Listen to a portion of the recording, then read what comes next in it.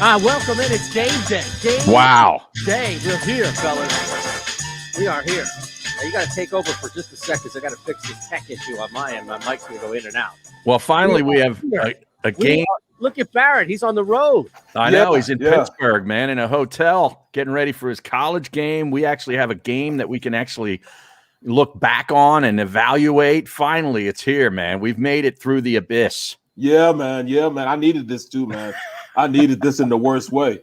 You know, I had to, for NBC Sports, I have to write a little, prediction going into the game. Oh, yeah? So I'm on the plane, so I write my prediction. And I started out like, you know what? This is most exciting, yet I have so much trepidation going into this game of the unknown. Right. I'm excited about the unknown, and I'm also scared to death of the unknown, simply because we don't know what's going on, man. No. We don't know what we're going to see out there from either team. No, I mean, but what we did see last night was a pretty darn good Dak Prescott, man. All we kept hearing about all season long was that, would he be fully healed from the ankle to start the season? And then we heard about the shoulder issue about a month or so ago and MRIs and all this stuff. Man, he looked really good last night in a losing effort. He was dropping dimes. Yeah, man. How about those receivers? Would you say? Shocked that they were able to throw the ball so easily. I know. I mean, there's a lot of people out there right now that are pissed off with the over. There's way too many points scored in that game. I'm one of them, by the way. Me too. On that 58.5 doesn't hit because that ass Brady has to win the damn game. I'm just excited for the Eagles. All right. Think about all the points that were left on the board, too. I mean, Godwin dropped a touchdown. Then he fumbled another one going in where they probably would have scored. Zerline missing kicks, missing extra points, field goals. I mean, there was points left on the board all over the place last night. Everywhere you look, there was something that, there was, just altering the game. I mean, that's the worst game as far as, Dallas loses and they get 4 turnovers. I know. And they lose. How do you do that? Yeah, there were 5 turnovers in the game and 4 of them for Tampa Bay. You had 882 yards of offense. Dallas went 1 for 4 in the red zone. You're settling for, field goal attempts. There were 19 accepted penalties. Way too much of Hockey Lee Jr. last night. And doesn't it take forever? Because I watched the game this morning and I'm zipping through it, right? And it takes that crew forever to decide and call the penalty. They just love the camera time. I swear to God, they love huddling up and talking amongst themselves. And then Hockey Lee's got to separate himself from everybody and, make the call. It's like, dude, he's worse than his old man. Right. Seriously. Yeah, his old man didn't have to talk much or do much. He just had to be seen, right? Right. The guns. He was all show. about him coming out, and then the cameras would just naturally flow to Hockey Lee Sr. because he was just this ripped dude who was such a. And then there was another guy who was ripped as well. That was like not Hockey Lee, but there's a big guy in college too, a big muscular guy that does like Big 12 games. I forget what his name is. Well, Barrett, you know him then? No, not just yet. I probably will. But look, man. I mean, Hockey Lee, that's exactly what did. I mean, then he wore his little sister's shirt or his daughter's shirt to make it look better. Yeah, man. Medium. Yeah, he got that out of Brooks Koepka's closet. The Smedium shirt, to rip over the gut. I'm surprised Ed Hockey Lee didn't put oil on his arms like Macho Man Randy Savage back in the day. That? Assholes, right? The only thing that's missing is that 2x4 with Jim Duggan. Okay, thumbs up. Right. But you know what? In all honesty, I could imagine seeing him outside of the game. I mean, he's probably what was the old not this year, but 2 years ago, the GM for the Phillies. What was his name? Well, the manager. Gabe Kapler. Gabe Kapler. Yeah, he was Gabe Kapler. I bet she's just like him, man. Yeah, going around coconut oil on him over his balls. Processed hair, his hair was, processed to. No, it's a great point. Guy. He definitely chews his ice cream, then spits it out. Right. How about that? That's a trait of a Kapler/psychopath. You know it. Oh, now Joey B says it's Mike DeFee was the big muscled ref in the Big 12, and he's since retired. Got it. Okay. All right. Well, look, there's a ton here as we dive into a football the first official Philadelphia Eagles football Friday, for damn sure. Hacksaw Jim Duggan in the house, absolutely. And I don't know if Jalen Hurts is going to come out leading the charge in Atlanta with his thumb up, yelling, "Oh!" But we'll definitely see a new breed of energy, I think, on this team that we haven't seen at least in a year. I mean, look, football last year, just look at it from, I guess, a more conceptual standpoint of all of us, including those who got paid to watch this game like Barrett and others last year. It was a job. And it wasn't just a job. Like, it was a job for fans. Think about all that you had to do. You get your family up early. You get them in the car, the RV, whatever it is. You get down there. You're parked. You're hanging out. Yes, but it's a lot. Like, it goes into cooking and grilling and making sure that the meal is right. And then you go into the stadium and you see that steaming pile of shit in front of you. And it's like, all for what? Yeah. You know, you have to sit and tell your kid, your daughter, your son, like, don't this isn't Eagles football. Like, trust me, it's going to be different. But that's their first impression. I mean, it's such a change right now where I understand at least the feeling is electric. And I recognize that there's such a sense of newness that even the most staunch Negadelphian fellas couldn't pour or piss on this parade. You're absolutely right, man. You know, at least we have a new hope. You know, a new hope. I mean, we don't have to deal with that Carson BS, man. You know what I'm saying? It was numbing, you know, just watching them play. Yeah. It just numbing your brain. I'm like, come on, man. I mean, are you kidding me? I mean, you're gonna hold the ball that long. Are you kidding me? So let's hope we don't see this from Jalen. You know, because he has a propensity to do that. He likes to hold on to the ball, wait till the last minute. Yeah. Hopefully he goes out there, runs the offense, and gets the ball out on time. Well, yeah, and hopefully, you know, our receivers, I know CeeDee Lamb made some plays last night, but how about any drop balls did he have last night? Hopefully our guys, you know, can hold on to the football because it's a really young group. The veteran wide receiver in this group is a former quarterback at the University of Houston. Yep. Like, he's the sage veteran voice in that room. Think about that for a second. Exactly. That doesn't happen much in the NFL. No, and those guys don't just come out and dominate either. Right. Like, and that's what I'm saying is just take caution. Let me spin it. Let me spin it the other way. By the way, is there anything worse than trying to pick up an old piece of gum and it now turning into like glue that's on my hands and I can't get it out? My day's ruined. Day is absolutely ruined right now. But think about this. When it comes to this team, I think people are going to look at the first 4 games specifically and think, because this is what we do as well as other fans, but this is what we do, and think, oh my God, this is a disgrace, you know, fire Sirianni, nothing is going to happen. Now, 3 of those 4 games are going against the buzzsaw. And we just saw last night that even when Tampa Bay's defense, Tampa's defense is much better than what they put out last night, right? So at least they were last year, although they can't really stop throwing to running backs, which could help Philadelphia, but that's an aside. My point being is that 3 of these 4 teams are going to be a buzzsaw. The one factor that I can't get over, and I'm not going to hold them accountable, so I'm trying to, you know, walk the line here, is they are thoroughly unprepared for game 1 of the regular season. Some of it because they're just rookies to first year to like quasi first year players, first year coach. And other because they didn't really get a lot of ones out there. The offensive line I love, don't get me wrong, but your point about not having vets and not having guys that really outside of like, you know, Ertz that in the passing core that really can stabilize stuff or know spots or just be in games versus not, I think it's going to be a big difference against Atlanta. So that's all I'm saying.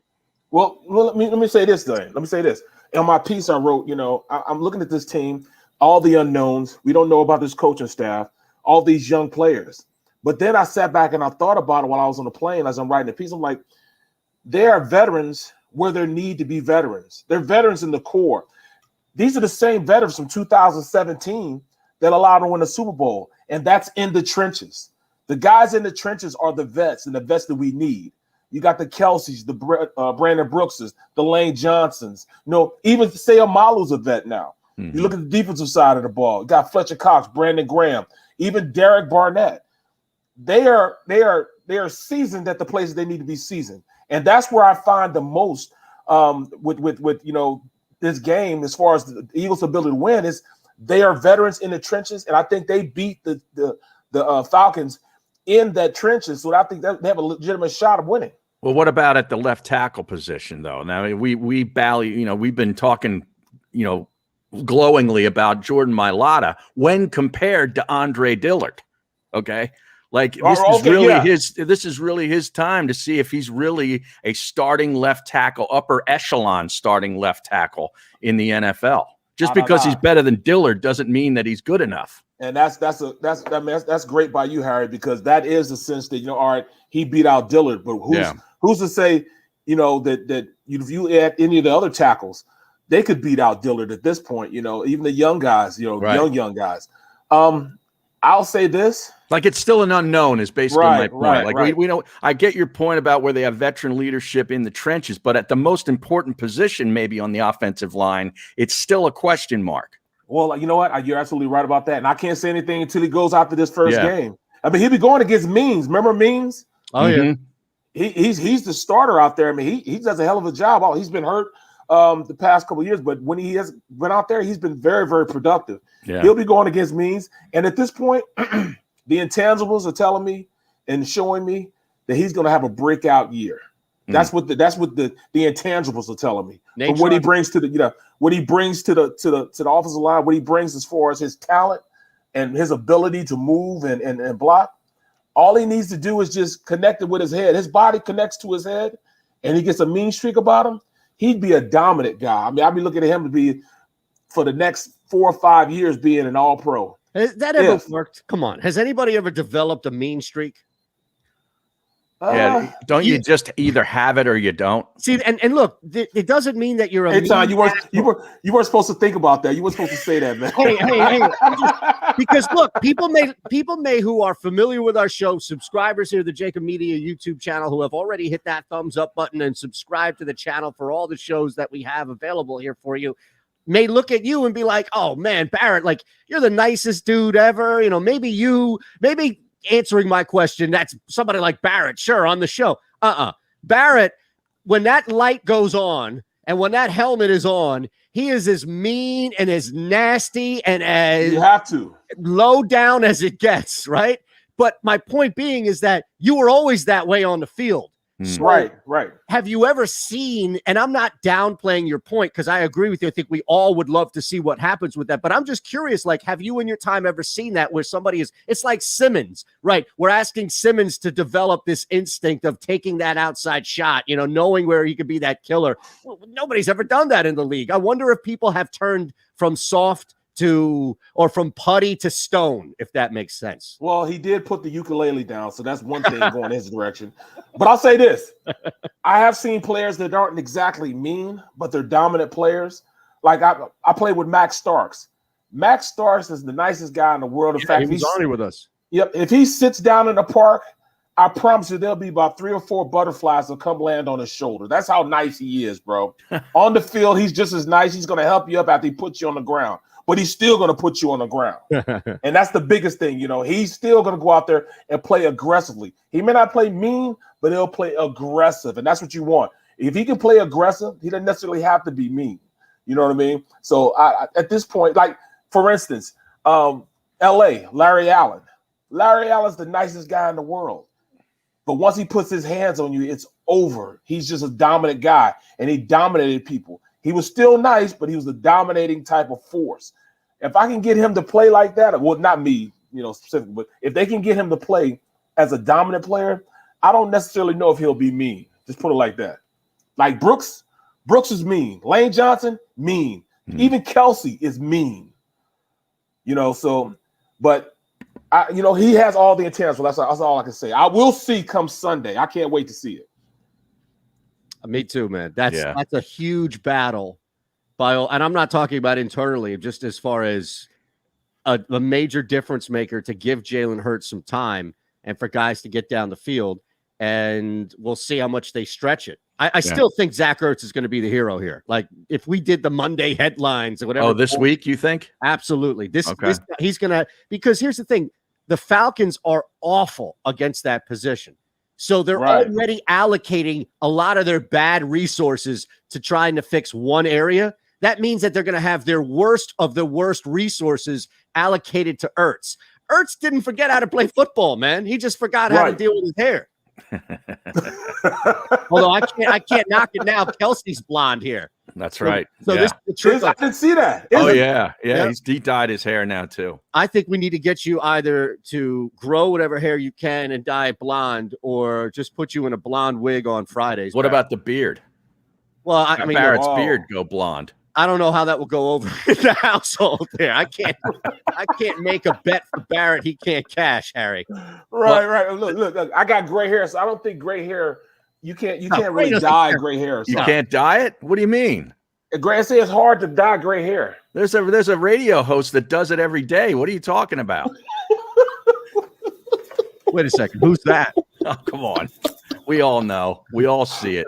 We all see it. But here's my question. They're going to be playing in a dome, okay? And at least for week 1, the Atlanta Falcons fan base is going to be excited, okay? And it's going to be loud in there. So my question is, how are they going to be able to handle the noise, silent counts, and all that kind of stuff with young quarterbacks, young receivers, all that sort of thing? And that's something that, the average fan doesn't think about, but it's definitely something that you have to be aware of. I'm sure they went into indoor and cranked up the tunes, so you can hear, because when you're in those type of stadiums, you're in those type of situations. I have been in games like in Minnesota. When I'm gonna date you all the way back. We played against Seattle in that dome, and it was so loud in there that you couldn't hear the guy that's right next to you. Right. Like I'm trying to talk to my left guard, Guy McIntyre, and he could not hear me anything I'm saying. It's almost like we were using sign language. That was the old Kingdom. Yeah, the old Kingdom. That place was a dump. It fell apart. Yeah. He could not hear me. I could not hear him. We couldn't hear even, it's hard to hear the play in the huddle. That's how loud it was, especially in Minnesota, where they used to pump in fan noise, before they just, they got caught doing it and they stopped doing it. But they used to pump in crowd noise just to make it louder in there. Right. You cannot hear people next to you. Imagine being there and it's so loud, you can feel it in your chest. I mean, it's just loud. That's like Kevin Kincaid last night at the Sovereign Center in Reading watching Judas Priest start their tour. That's what it sounded like. He was all out. We got to stop giving him pub until he starts giving us pub. I know we're doing stuff off this channel, which we're not going to get into, but I haven't seen a post from him on either of Harry and I, let alone Barrett's. Yeah. Oh man. So maybe we need to. Hey, he's too busy working on this deep state thing from the Philadelphia Inquirer. Right. Well, I want to know, did he have makeup and everything on? Since it was a Judas Priest concert, did he have makeup on? Paint his nails and stuff. Probably. Did he do that? He probably brought out the leather jacket. Wait a second. How do you know such an intricate detail of what's happening at a Judas Priest concert? I remember that stuff, man. I remember that. So from a concert you went to? No, I played with Steve Everett, center.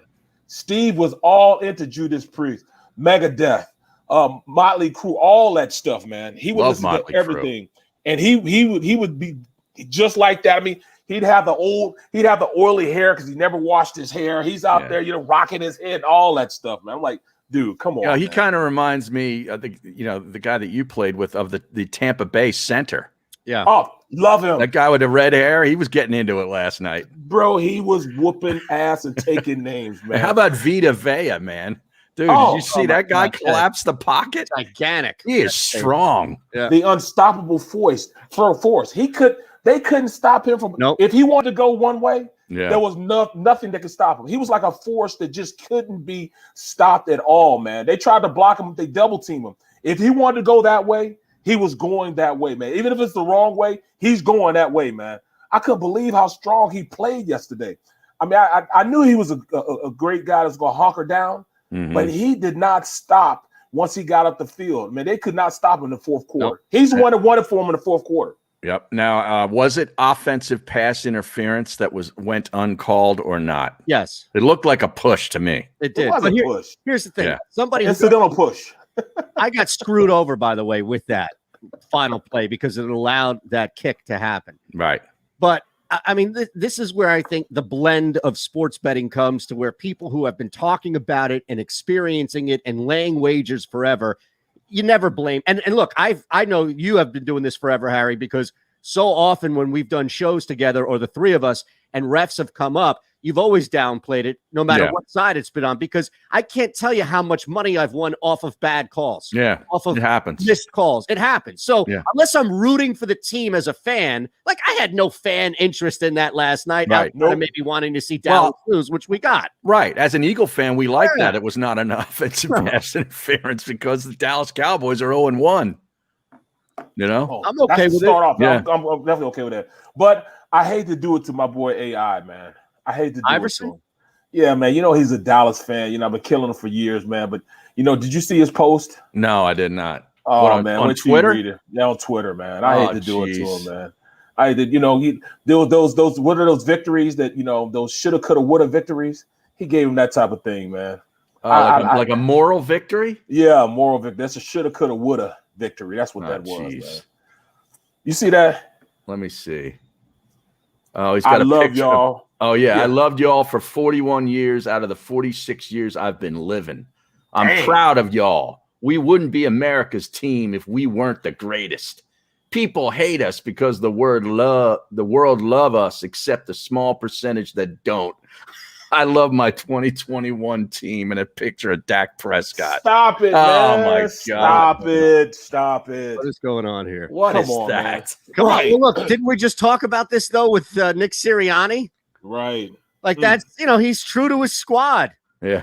But here's the thing, though. Like, you can't. This is how I would flip it. By the way, that Coastal Carolina line is up to 26.5. I told you at 25 to get in on that. Here's what I would say, though, about Allen Iverson, right? Yeah. We've known this forever, as Barrett said, that he's a cow. So don't get upset when he roots for his team.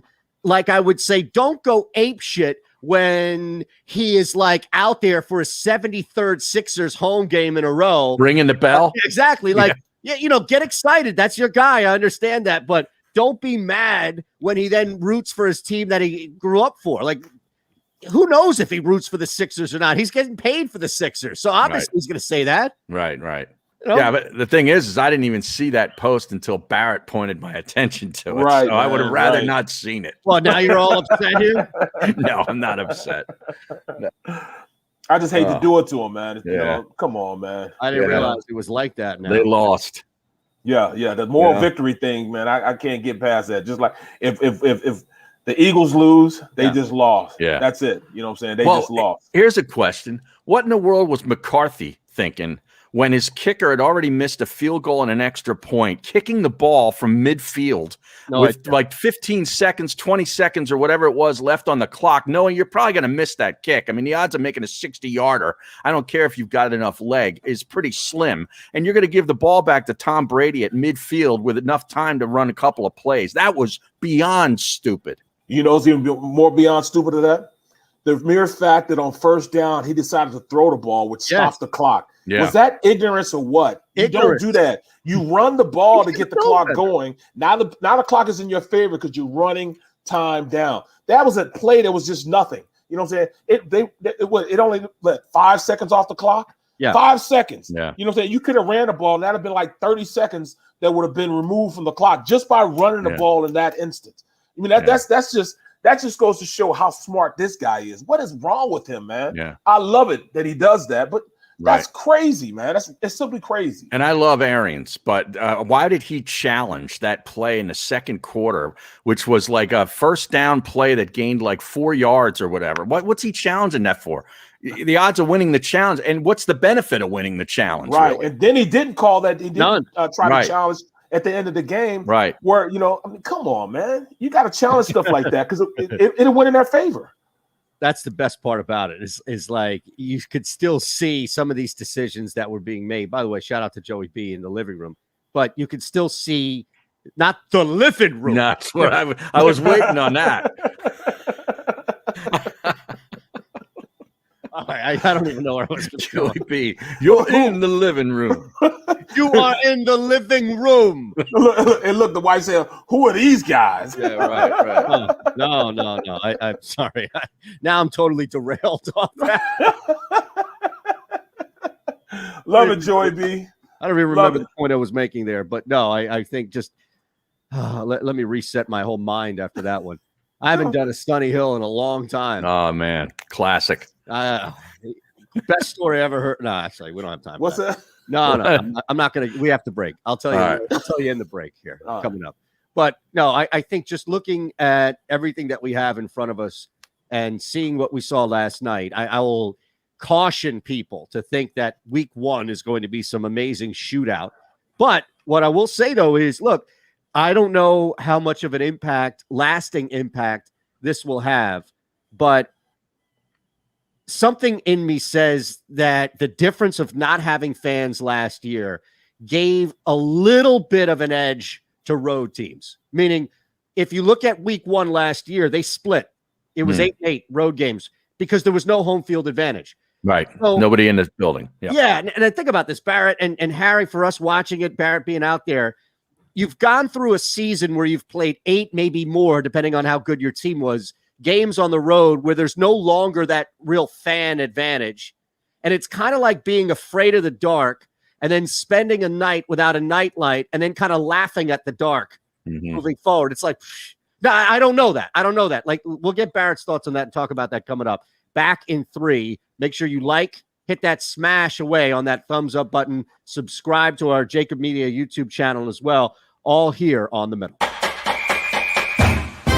Hey, Eagles fans, if you're a subscriber to the JAKIB Media YouTube channel, you are already registered to win a pair of season tickets for the upcoming season. That's right, you could win a pair of season tickets for the upcoming 2021 season just for being a subscriber. If you're watching and you're not a subscriber, do it now. Subscribe to the JAKIB Media YouTube channel right now. What do you need to do? Subscribe right now. As a hard-working American, you've never experienced how tough life can be until now. A catastrophic injury while working on the job. A personal injury from someone else's negligence. Turned away by other law firms in the region who didn't bother to learn your story. It's time to meet the Fritz & Beyond Cooley Law Firm and managing partner Brian Fritz. Badly injured? Call the Fritz & Beyond Cooley Law Firm. Find out why they say, "We got this."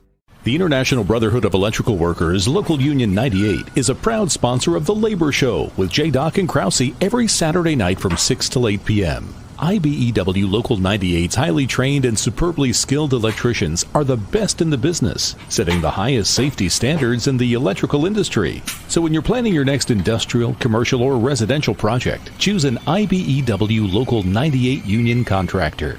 Learn more at IBEW98.org. The savoring taste of a good bag of beef jerky is so enjoyable at any time of the day, as long as you can find it. Here's what we suggest. Pure Bull Beef Jerky is our answer, and soon it will be yours. Locally produced in the Philadelphia region, this high-quality, healthy protein snack is easy to secure. Go to steersnacks.com, and you'll see hot garlic, tropical heat, Pure Bull dry rub, and our favorite, Huck and Fod. What's that? Huck and Fod. Go now to steersnacks.com. I get scared sometimes. Of a lot of things. Joining in. Decisions. The dark. The dark. But I once heard someone say, But as I always say, it's okay to be afraid. as long as you face the fear. And keep moving forward. Wherever you are in life, count on the name trusted in insurance for over 80 years. Independence Blue Cross.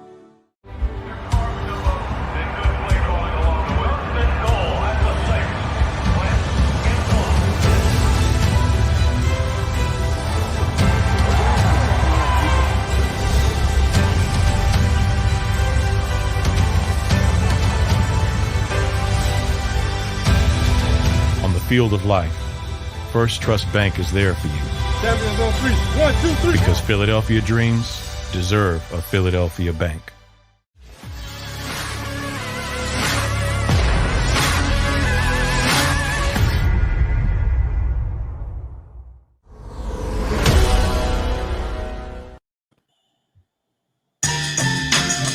Oh, yeah.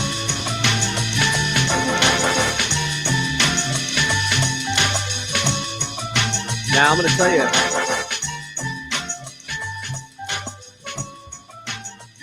Well, I just watched that Murphy Bunting injury again. You see that last night when he dislocated his elbow? Yeah, it was bad. Wow. He kept Yeah. showing it. Again and again. I know. I mean, I know. It's like, let's replay this play. Oh, yeah, that's right. That guy lost his arm. no. Jesus. Terrible. Wow. Oh, my goodness, man. Now, I don't know if this is a good sign or not, but recently, and he's doing it right now, I don't want to maneuver him and ruin the moment, but recently, as I've been holding my child and doing this show, he has started to laugh a lot at just, I guess, me talking and my reactions and everything. Oh, yeah. So I think that's a good sign that he's not crying and wailing away at the sound of my voice. Well, yeah, that's a But positive. It's probably not going to be good for my wife and others in the house who he's probably just going to be banned down here and be like, oh, you're the only one who can take this guy. Right. So you go ahead and hang. Both of you, get in the basement. Exactly right. Oh, my. I don't know. We'll see. Oh, man. Now, I wanted to show you this thing here because there are a couple of pretty cool, like, futures that surround the Philadelphia Eagles that I was willing to place a wager on something at plus 9,000. Do you think, just right off the bat, what percentage would you give, especially after seeing Dallas last night? And this is where I think everything changes, right? We could talk about the division until we're blue in the face or the cows come home or whatever other idiom you'd like to use there apply. Point being is that we didn't have anything really in front of us except for just theory. Now we at least have one team who's played. Right. Forget how confident, just percentage-wise. Like, what percent would you put it that the Philadelphia Eagles win the division? Not a snowball's chance in hell. Yeah, less than 20. So a less than non-zero, 20. but less than. Well, what is it though? Less than 20. There's 15%. Right. I was going to go 18. 15%. 18. Now that's an interesting number. All right, 18. Yeah. Let's go with 18. 18. Okay. It's legal. It is legal. All right. A lot of things. Let's keep things legal here. Okay. So right. 18%. Now, if that hits, I think it stands to reason here that, and I'm going to pull this up because this is a pretty cool bet, and I'm just looking at it here. Now, again, this is going to be capped, so I want you guys to understand that, that we're not making a ton of money off of this bet, Right. but it's something that could happen. What are the limits on Very stuff least. like $25? Probably. I'll tell you this? right Oh, really? now. Oh, yeah. Now, look, we're talking about a plus 9,000. It's actually $10. We're talking about a plus 9,000 bet, so it's basically just throwing $10 away with the small chance that you'll make $900 off of it. But here's what happens. All right.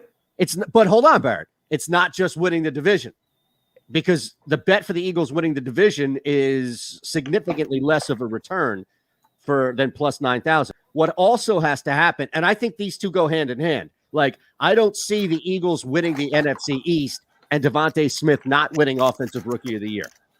Does that make sense? Yes. So that's the parlay that needs to happen in order for plus 9,000 to hit. Okay. Which I think you're basically betting the Eagles to win the NFC East at plus 9,000. So, yeah. Just because they win the division, which is not considered a good division again, does that really mean? I know I get your point that Devontae Smith would have to play really, really well in order for the Eagles to win the division, but I don't know that makes him Offensive Rookie of the Year, because you're looking at, better players, other players around the league that play in tougher divisions that might have great seasons too. Well, I think so. So yeah, you're looking at this instance where you're dealing with a quarterback, a rookie quarterback starting in New England, potentially a rookie quarterback coming maybe in Chicago, winning a job in Chicago. Absolutely. Yeah. And then, you got in New York, the Jets. Yeah, Jets also. The Jets. You got Cincinnati. Yep. Then you have Cincinnati. The receiver from Cincinnati. He's supposed to be pretty good this year. Jacksonville too. What Jacksonville, if Lawrence has a great year? Right. Look, Trevor, what's a great year though? Trevor Lawrence having a great year. It's 5 games. They win 5 games is a great year for Trevor Lawrence. Okay, but from a numbers standpoint, if Devontae Smith is cracking 1,000 yards and is putting up 8-9 touchdowns, again, he's not going to disappear. And I don't think that winning the division. This is my leap here is that I don't think winning the division means that, Dallas Goedert has this all-pro season and Devontae Smith gets forgotten. There really isn't any other receiver outside of 2 tight ends that I could make the argument would be dominant, right? As far as a performance. Oh, Jamar Chase. No. I'm saying on the Eagles. On the Eagles. Oh, yeah, you're right. Yeah, you're right. So that's where I think this is a volume bet, right? Right. Jamar Chase has Boyd and Higgins on that. Right. And Joe Burrow is going to throw the ball 50 times a game. Joe Mixon will run a lot too, but don't get me wrong. Yeah.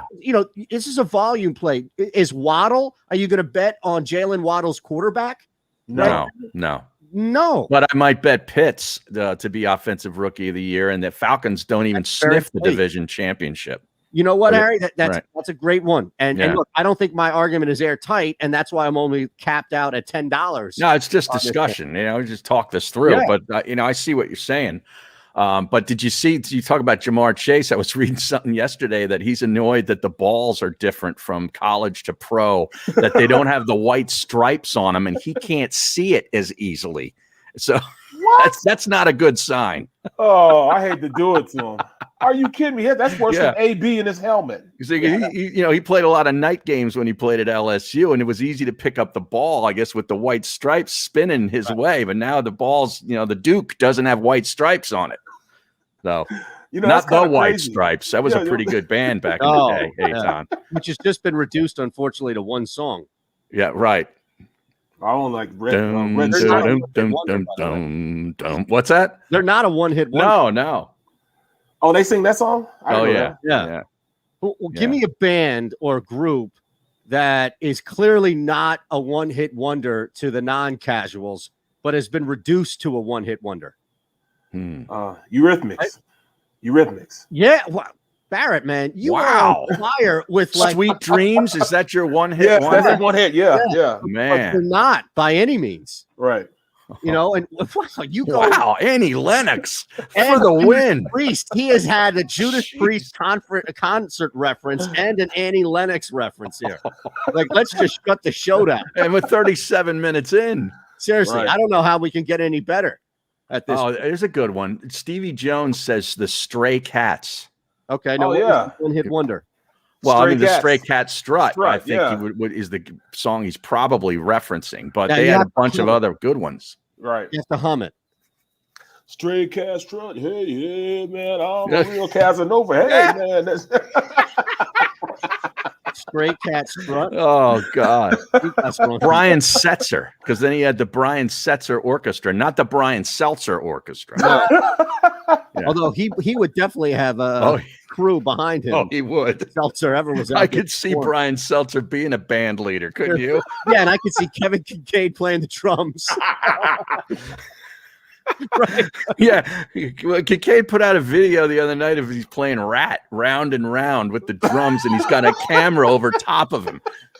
Yeah. That's amazing. Yeah. That's truly amazing. That's way too many mentions for him. I apologize. Now this line is dropped. So if you like the Eagles initially at +4, that value is gone. Yeah, it's 3.5, right? Well, it's back up to 3.5, but it was at 3 for a little bit. So you're still back to where we were. And look, I mean, initially this thing was a 4-point open because they knew that people in Philadelphia and South Jersey would destroy a 4-point line because we don't know any better. Right. You're absolutely right. Not going to also be sharp syndicates playing around with the number. Well, it could be, and I don't disagree with that by any means. I'm just saying, as far as knowing where the public is, as far as in this area and how heavy we bet on our own teams, I wouldn't be surprised if they opened it at 4 just as bait. And sharps are definitely going to come in and take advantage of it, right? Right. And say, oh, well, that doesn't make sense. Let me look at that. That the Falcons last year, and I don't know how much of 2020 for either one of these teams we can really go on, but last year they lost 9 of their 10 games decided by a touchdown or less. 9 of 10. Oh. They lost 9 of 10. They were 4-12 last year. Well, 10 of their games were decided by a touchdown or less, and they lost 9 of them. Wow. Well, that means they were a lot better than than we were because we got blew out. Yeah, exactly. Yeah, the Eagles gave up 27 points 9 times, 27 points or more 9 times last year as a defense, and they scored 27 points or more only twice. Wow. Amazing. Yeah. Telling, very telling. Yeah. You know, because defensive coordinators, when they go into a game, like the magic number for a defensive coordinator is 17. Yeah. If they can keep an opponent to under 17 points, then you usually win the game in the NFL. So that's like the magic mark for most defensive coordinators. So, you know, heading to a game, if you're averaging 10 points over the to the magic number, then of course you're going to lose. Of course you're going to lose a lot of games. You only win 4 games. No, it's that's ridiculous, man. Well, Cleveland, that's a big thing on Cleveland, right? They forced a lot of turnovers last year, and I think they were really good as far as like turnover differential and also playing in a lot of tight games, a lot of like single-digit losses in their game. So that's where I think a lot of people are looking at them as a strong team this year, so long as Mayfield doesn't really screw it up. Yeah, unfortunately, screw because a running game, man. You've got 2 guys you can go to consistently. Right. You've got a couple, you know, Beckham's back. You got Chubb, Landry, yeah. Oh, tight ends. Yeah, unfortunately, they probably start the season 0-1.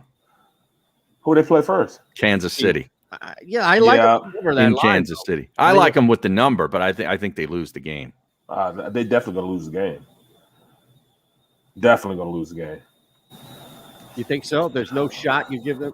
No. I can't see. I mean, can you really see them going into to Kansas City and winning the game? Yeah. When Andy Reid's had how many months to prepare for the Cleveland Browns? Right. I also think so. Okay, go ahead. I'm sorry, Barrett. He's won the last 4 games. He's run his first 4 games the last 4 years. He's like, what is it? What is the number's crazy that he's won the last 4 years. He's won all 4 of his first starting 4 games. Yeah, I mean, something crazy like that because he brings in his team the most prepared out of any team in the NFL. That's why you see Patrick Mahomes playing in the preseason because those guys are ready to play to open the season.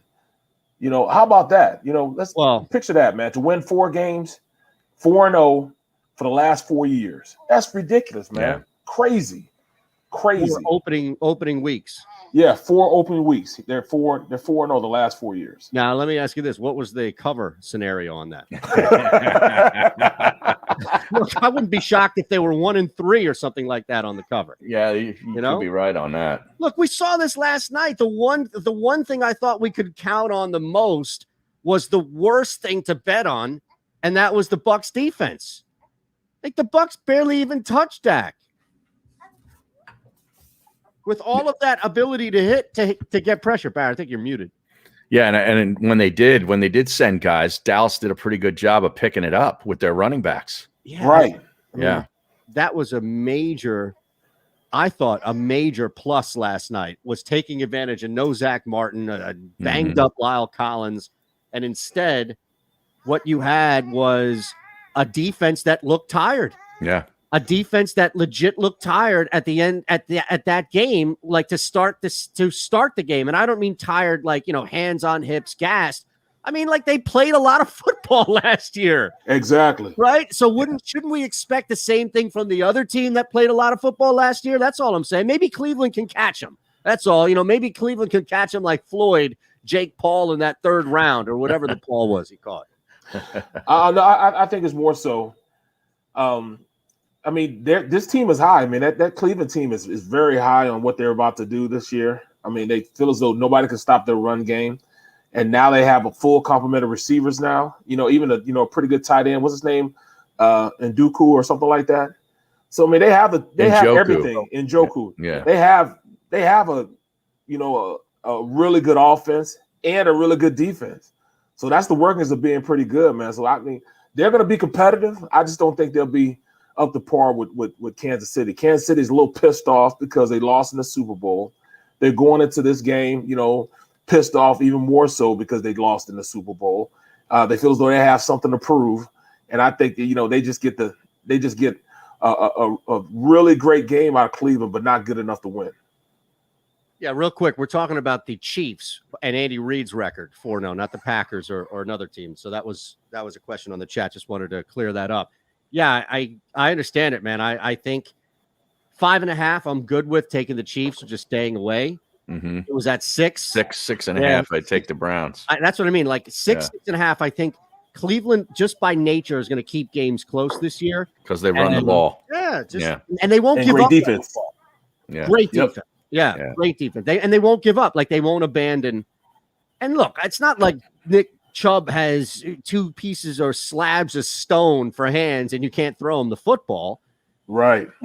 People make it out like, oh, he'll never catch a pass and all this other stuff.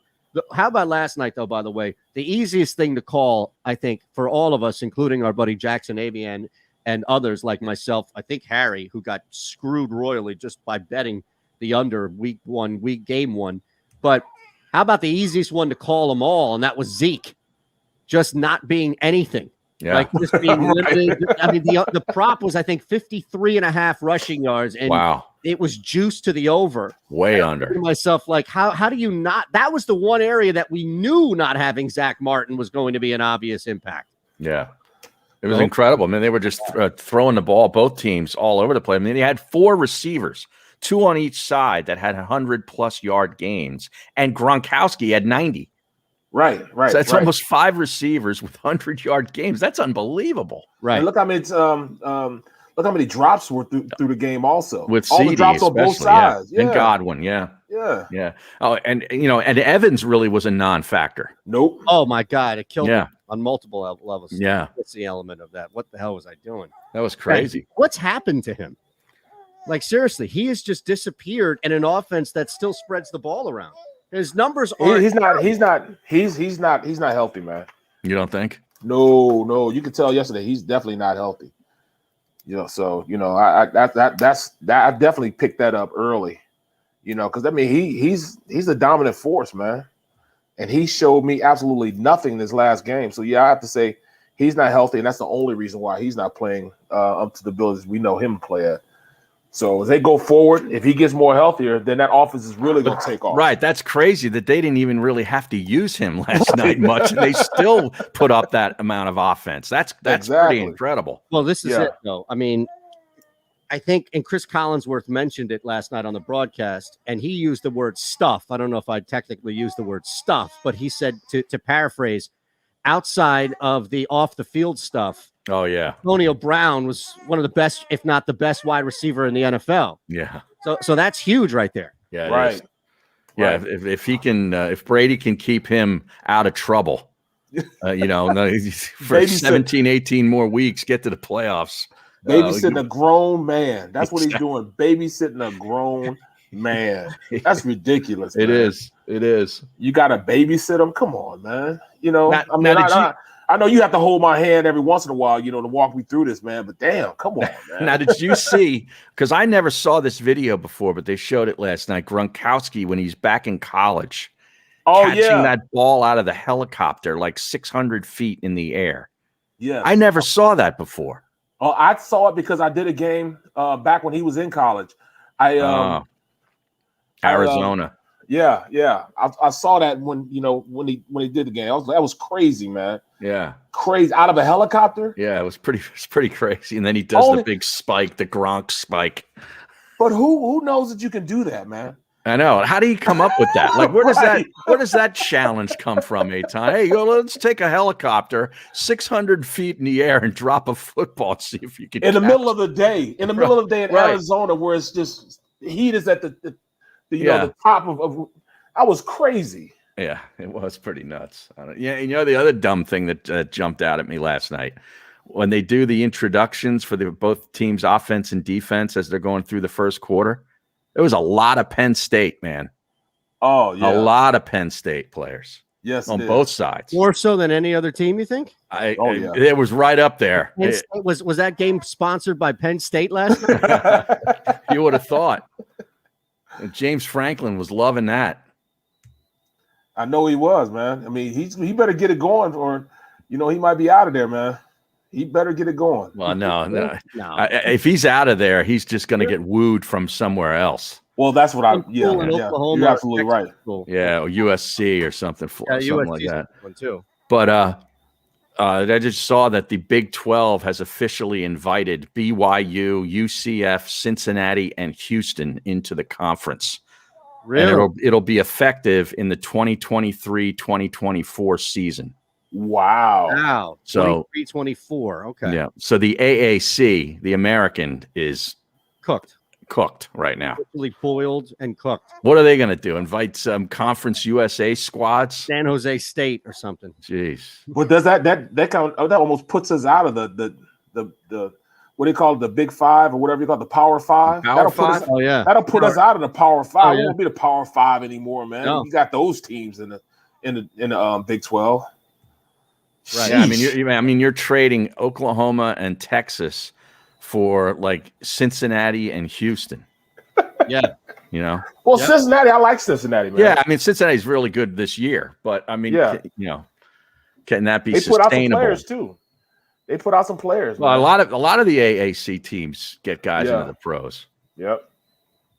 But wow. I can't Right. believe that, man. No, BYU too. I don't think BYU's gonna do it. Nope. What do you I mean? don't think so. You don't think? No. Nah, No. I Why? don't think so. You like BYU, Harry?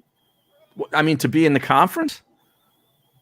I mean, you got those grown men playing, man. I doubt they would want to do that. They don't want to be governed by them, man. They got their own thing going on. I mean, their basketball team is in that Big West conference with like Gonzaga, or not Big Right. West. It's what do they call it? Mountain West. No. Mountain West. Oh, geez, I forget. Aren't they in Gonzaga's league? Not the it's the West Coast Conference. That's it. Yeah. I mean, you know, that's terrible. Big 12 basketball is pretty good. Yeah, and it's about money. I mean, you're not getting any money here. You know, Right. nothing like that at all. You're not getting any money. You're not getting anything along the lines of Big 12 cash by any means. So no, you're fine. You know. All right. So second hour. Hold on a second. Just give me a second here. Listen to Teddy. Teddy, you hear that? Teddy, that's the loudest he's been. He's fired up for a football Friday. Oh, that's what it is, man. It is. He's ready. He's gonna have cigars out, you know. Yeah. Henny on tap. Yeah. Speaking of cigars, I was given a cigar after we got the check for dinner last night. They gave me a nice cigar. And how'd you play? What's that? I mean, not how'd you play, but you can play this weekend. But how did your little dinner go? With it was the wife for fantastic, anniversary, man. This 10 years, bro. This Eddie V's place is off the charts good, man. I'll tell you. Okay. Have you ever tried it? Have you ever eaten at one of these? No, I haven't. Well, my wife had been to the one in Nashville and said it was really, really good. So I'm like, let's go to the one in King of Prussia. And I'm telling you, the drinks are great. They did this thing for an old fashioned, with whiskey, where they smoke the glass. They bring this little like piece of wood over with the glasses turned upside down, and then the bourbon's in the big shot glasses, and then they got like the orange and the cherries and all this stuff in the middle. And the guy takes a torch and he starts a little fire and puts the glass over top, and it smokes the inside of it. And then they pour the bourbon in. But dude, it was so good. I've tried one of those before, but I forget what restaurant it was in. Oh yeah, and it was pretty good, man. It was really like a new experience, right? A new taste to the liquor. Right, and they got wine out the wazoo in this place. We ordered a bottle of wine. It was just awesome. Service was great. I need an endorsement there. You got to do some live reads for Eddie V's. There we go. I just did one. Eddie Vedder? Eddie Vedder. Yeah. Is that who it is? Is that who it's named after? No. Oh. Who's the Eddie? Maybe he's an Eddie Vedder fan. Maybe. Do we know? No, I don't know. Let me check. It's primarily seafood, but they also, do a lot of steaks and stuff. Well, too. seafood's my thing. I had Chilean sea bass, which was just ridiculously good. Oh, now I need that, man. I need that in my life, man. Since I'm out here. See, I'm out here, dog. Where are you? You're in Pittsburgh. I'm in Pittsburgh. So I got to find somewhere I can go get me a nice Chilean sea bass now. Got to. Yeah. I'm not going to get it at a Quick Trip.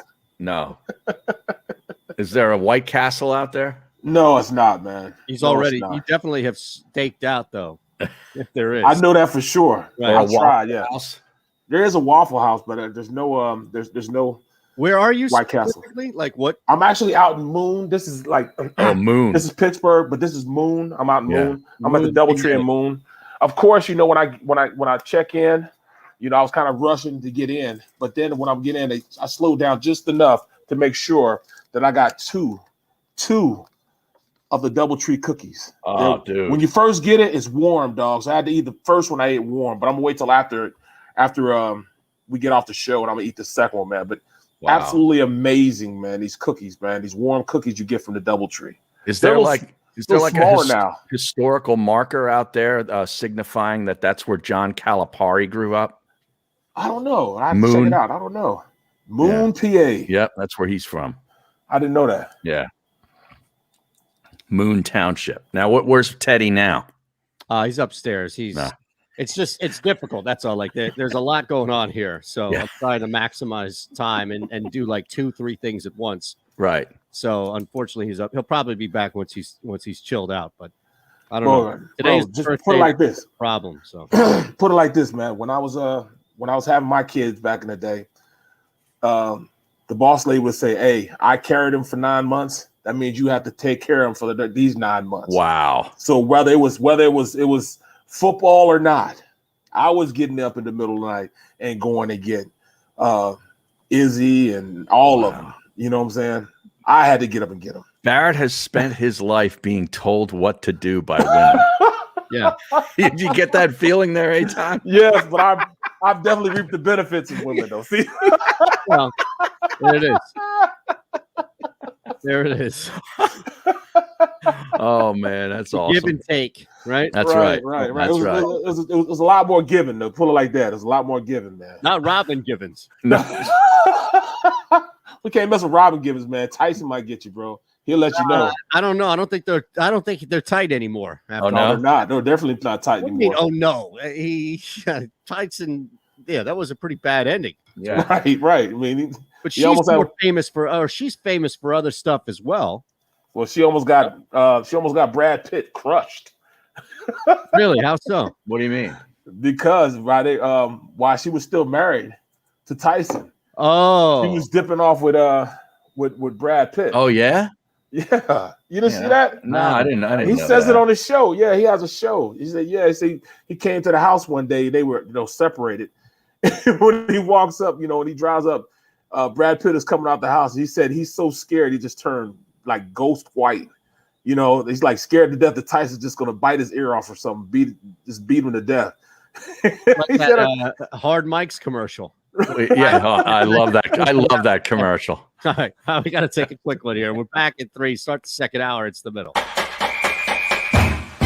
Hey, Eagles fans, if you're a subscriber to the JAKIB Media YouTube channel, you are already registered to win a pair of season tickets for the upcoming season. That's right, you could win a pair of season tickets for the upcoming 2021 season just for being a subscriber. If you're watching and you're not a subscriber, do it now. Subscribe to the JAKIB Media YouTube channel right now.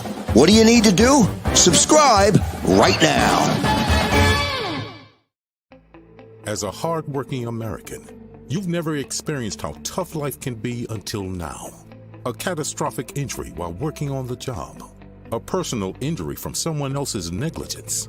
Turned away by other law firms in the region who didn't bother to learn your story. It's time to meet the Fritz & Bianculli Law Firm and managing partner Brian Fritz. Badly injured? Call the Fritz & Bianculli Law Firm. Find out why they say, "We got this." The International Brotherhood of Electrical Workers, Local Union 98, is a proud sponsor of The Labor Show with J. Doc and Krause every Saturday night from 6 till 8 p.m. IBEW Local 98's highly trained and superbly skilled electricians are the best in the business, setting the highest safety standards in the electrical industry. So when you're planning your next industrial, commercial, or residential project, choose an IBEW Local 98 union contractor. Learn more at IBEW98.org.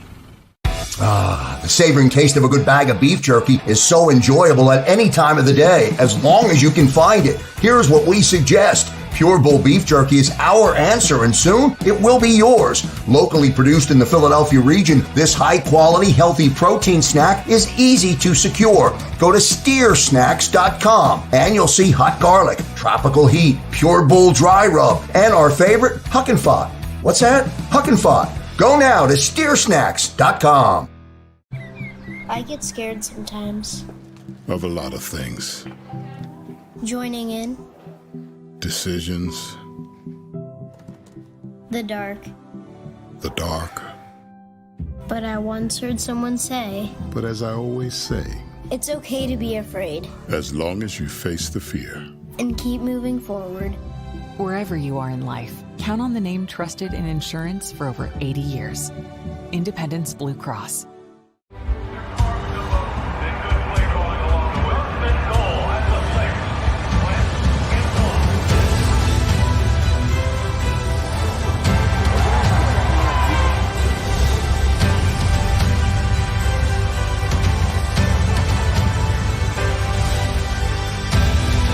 On the field of life, First Trust Bank is there for you. Champions on 3. 1, 2, 3. Because Philadelphia dreams deserve a Philadelphia bank.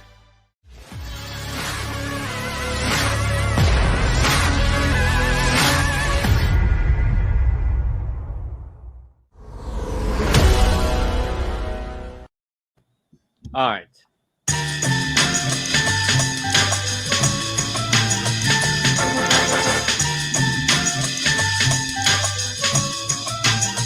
We are back live. Boy, I tell you, Eagles this weekend, if they don't beat Atlanta, are probably going to be right there with the Giants at 0-1. Hard to think Washington loses this football game at home against Justin Herbert. They've been bet into favorite mode. Yeah, they're what, a 1.5 point favorite?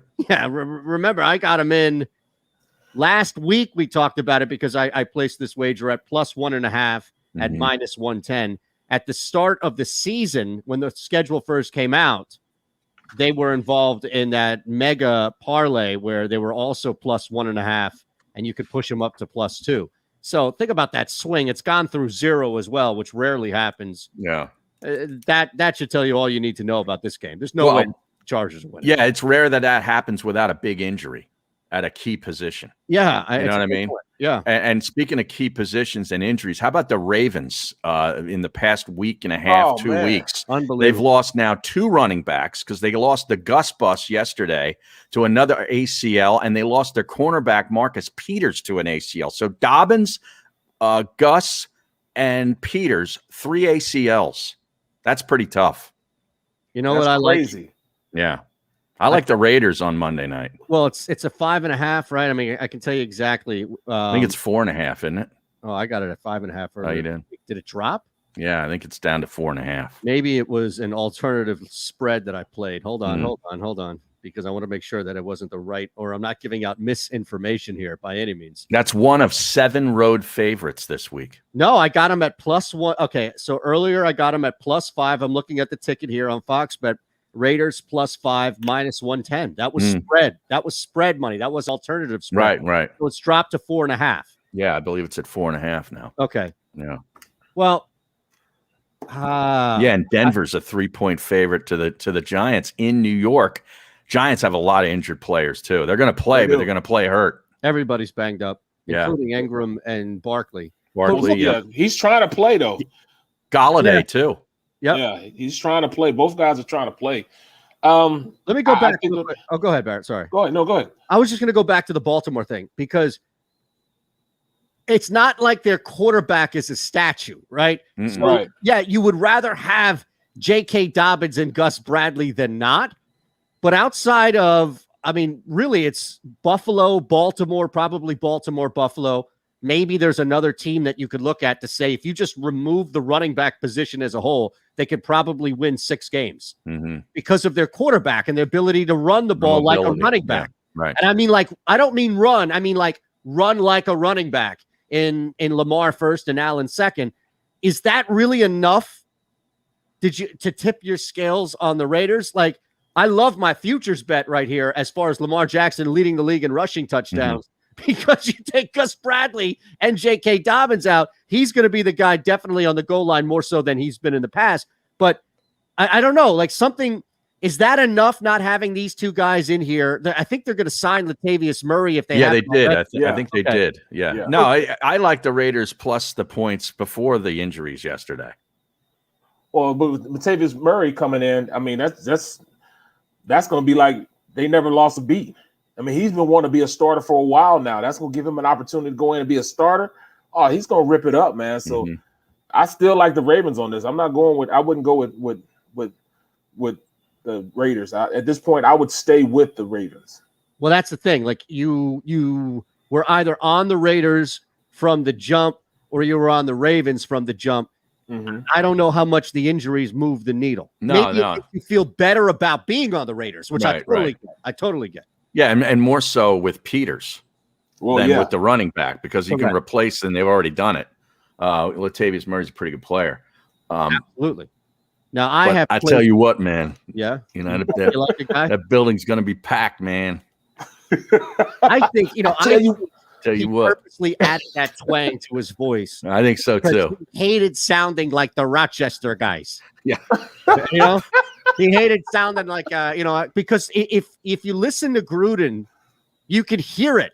It's like somebody who does bad impersonations, and I know the irony of me saying that, but it's like somebody who does bad impersonations, and you always hear their voice, their initial voice, right? Their original voice in the impersonation. Like you can't not hear it. Right. And I hear now a lot of Gruden. Like I hear that Rochester twang that he's got there. I hear it, but he's masked it beautifully with this, tell you what, man.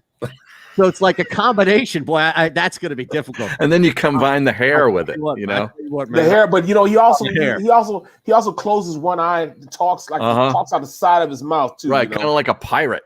Right.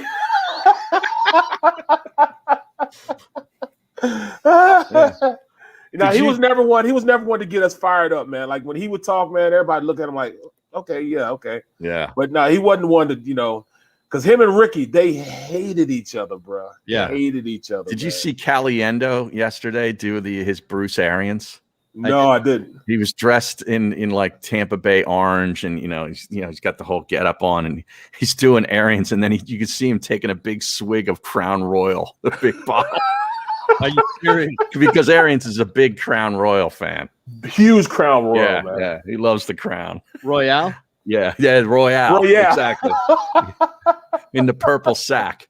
Yep. Not the purple drink. That's that's totally different. People want to make sure that we're accurate here with our references. Yeah. Harry's talking about Bruce Arians and that purple drink. No, the purple sack. Guys, I don't know. I don't know how to say it, but you got to go. No. Big Daddy Graham passing, man. That kind of hit me kind of hard, man. It hit me kind of hard, bro. I'm glad you brought that up because we talked about that yesterday, but that was before you joined. Yeah, you were not with us yesterday. Please, talk in depth. I worked with him directly. Too, I know you did as well. So we brought Martinez on to talk about it too. In matter of fact, yesterday. Wow. I'm mad I missed it, man. Because no, you have your own time here, bro. Take it away. Great dude, man. Great dude. In fact, I did my first off-site appearance, with Big Daddy Graham as far as being a host on a radio show. My first one was with Big Daddy Graham. So he taught me a lot, man. Told me a lot about the business, of winning over fans here in Philadelphia. So he'll definitely be missed, man. So I just want to say that real fast. I didn't know if you guys said anything about it hit me pretty hard, once I figured that out, man. I'm like one of the only ones that didn't, I never worked with him or really had any personal dealings with him. I feel left out. Yeah. Wow. Yeah. Great guy, great dude, man. Yeah. Always upbeat. You know what I'm saying? Kept me going. Well, here's the thing, though, Harry. To your point about it, Barrett and I were we bounced around. Mm-hmm. So I think you've been at one place for so long. Yeah. That outside of bumping into him at a general area, but he ain't showing up to Fan Fest. No. Right? You'd be better off catching him at like Chickies and Pete's down at near the stadium or something. Right. A Hard Rock. And Harry's not showing up to a wing bowl. So right. Things never cross. I did go to one wing bowl. because I won also. Big Daddy, ride around on that bike to open up the ceremony. I don't like to admit it, but I was at one because I was a salesperson there for a short time. And they made let me tell you, I went to one. My first one I went to, the only one I went to was I was still with 97, and I was on Breakfast on Broad, and we covered it. Oh yeah. So I was told I got to go in and cover it. So I'm on the stage interviewing those guys and talking to those guys. Where was Rob? Oh, Rob was. He was back on the set. Right, he was back on the set. Back on the set. Right. So I'm there. Do we really want to do this? Yeah. That's probably what he's saying to this floor director. Do we really want to do this? Right. I mean, strippers and stuff. Right. There's nothing we can get sports about this. I mean, there's nothing sports involved with this. I mean, what do you want? No. But look, so I'm on a stage and I'm interviewing these guys, interviewing Hollis Thomas, interviewing these guys, and all of a sudden Spike sees me and starts pointing at people, telling them get off the stage. And I looked at him like, are you freaking kidding me? I wish you would try to tell somebody to get me off this damn stage. This is my spot. This could have been a confrontation. Oh no, it was a confrontation because I had to check him. I checked him in front of everybody. So don't you ever look at me like that again. Don't you ever do it. I mean, I was in the stage too. So who do you think you are, man? So I'm animated and everything. Everybody sees like, I'm like, yeah. Don't you ever in life say anything wrong to me, man? That's amazing. Damn. You've been sitting on this for years. I didn't know this. Yeah. And then he turned around like a year later and hired me. Really? Well, there you go. Yeah. But then we parted ways pretty bad now, so if I ever see him, I might sneak him. You know what I'm saying? Oh, is that right? Yeah, man. Look at that. Watch out, I get you banned in certain areas. In the you think I care about what they either one of them. I was just curious. Yeah. Wow. Did you guys happen to read any of Jeff McClain's 2-part piece on the Eagles and analytics? Well, we already know how much that impacted the preseason because that's why Jalen Hurts didn't play in the third game. Right, but the part I've read the beginning, and it's I've got maybe 1/5 of the way through it. The Doug Peterson was at war with the analytics guys, and that figured heavily into Jeffrey Lurie's decision to part ways with Doug Peterson. And Sirianni is from the source is quoted as saying he's not going to be run by analytics either. So this could be really interesting. Yeah, but we've already seen this team run by analytics. Yeah, I mean, in the regular season. So he's deferring to what was this? Just a test for the analytics guy? Well, to to save his personnel. I think was really the driving force with that. They didn't play. That's what I'm saying. That's why. I don't know. This thing reeks of conflict already. I know. Of course. They can't escape it. And Sirianni is like a robot who becomes self-aware. He's like, what the hell do I need these guys for? I know what I'm doing. Doug Peterson was the same thing. That's what I'm saying. He was a robot who became self-aware. And I was like, wait a second. I don't need you anymore, Roseman. I can do this thing on my own. Give me my own guys, all these things. It's going to happen to Sirianni as well. It could. What was that show? The Black what? What was the Black Mirror?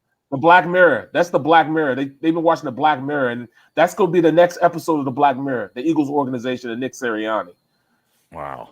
With analytics being, what the whole show is going to be about. I want to read the rest of it later today, but I didn't know if you guys saw that.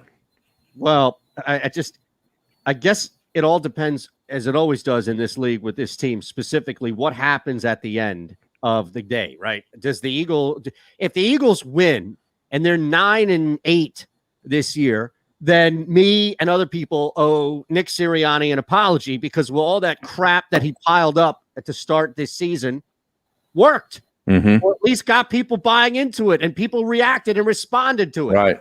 The 5 branches of his wind tree. All this stuff, right? Yeah. I forgot all about the 5 branches. Don't forget about the 5 branches, Barrett. Yeah, that's my fault right there. I need to bring that in. I got to write my notes. I got to bring that into You got to get that on pregame the bar show. can. Yeah, bar can needs to tee you up for the first branch of the win tree. That's right. Which is trust and connect for those scoring at home. Look, I had to put that in my notes. Yeah. How did you not? Come on, how do you not remember this? Right. I thought it was pillars. Are you sure it's not branch? Are you sure it's branches? Yeah, because we were talking about that damn tree. Yeah. Oh, like 2 or 3 weeks. The tree. For some reason, I thought it was the pillar element. Yeah. What kind of tree is it? Here's a question, a stupid question that you'd probably give it to some guy at a combine. If the Eagles were a tree, what kind of tree would they be? Yep. Right? The tree of knowledge, a mahogany. Mahogany brown tree. Yes. What are those things?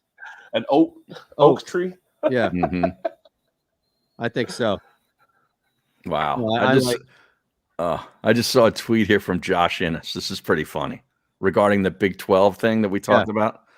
Getting into the Big 12 with no Texas and OU is like finally getting a pair of front row seats to see Van Halen during the Gary Sharon era. That's pretty good. That is pretty good. I like. Remember that. Gary Sharon from Extreme, the band Extreme, and he took David Lee's place for a short period of time. Very short-lived. Yeah. Very short-lived. Yeah. How about that? That's great. That's a great tweet. Nice. Where'd you? I was on with him. I was on with him like maybe 4 or 5 months ago when I was doing a show. Oh yeah. And he hasn't changed a bit, bro. He hadn't changed a bit. What show were you on? His show in Nashville? No, it was actually Houston. I think it was probably his Twitch. Oh, it was his the radio. Twitch show. Yeah. Yeah. So No, I don't know, man. I just well, real quick, back to this thing with the McLean article. I just wanted to ask this question. Is this all preparation, or is there anything in there regarding actual execution of gameplay and play calling? Both. This was the weekly Tuesday meetings that they all had with Doug Peterson. And it was, they'd bring the analytics guy in, and then they'd question Doug, second guess Doug, like, why did you do this when, we wanted you to do Z? Why'd you do? And he felt like it wasn't a constructive thing; it was a critique of his coaching. So I think it was an analytics woman. I think it's an analytics woman that he was sit down with. Because I think the woman that it's this woman, I forget her name, that really, really involved, brought the analytics to the Eagles. They relied on her a lot. Well, whatever it was, Doug ended up being supportive of it, and then he was out of it on it. Right. Well, I mean, though that takes away the gut feeling of calling a game. Not that he has a gut feeling or his feelings were, really influencing what was going on in the game, but. I mean, you sit back and you telling me, you shouldn't have run the ball this much. You run the ball too, and I say I don't run the damn ball as it is, and you saying I run too much. Come on now, give me a break. Well, remember that it was a game against Green Bay where they beat Green Bay. They beat Green Bay, and Lurie was disappointed with the win because they ran the ball too much. They won the game. Right. That should tell That's you. the reason why. Right. That's the reason why they won the game. They held the ball, kept the ball out of one of the best quarterbacks' hands. The entire game. They won the. That was at Lambeau Field too, if I remember. Exactly. Yeah. Yes. Like week 5 or something like that. Right. Yep. Week 4 or 5. Just relax and enjoy the win, man. Right.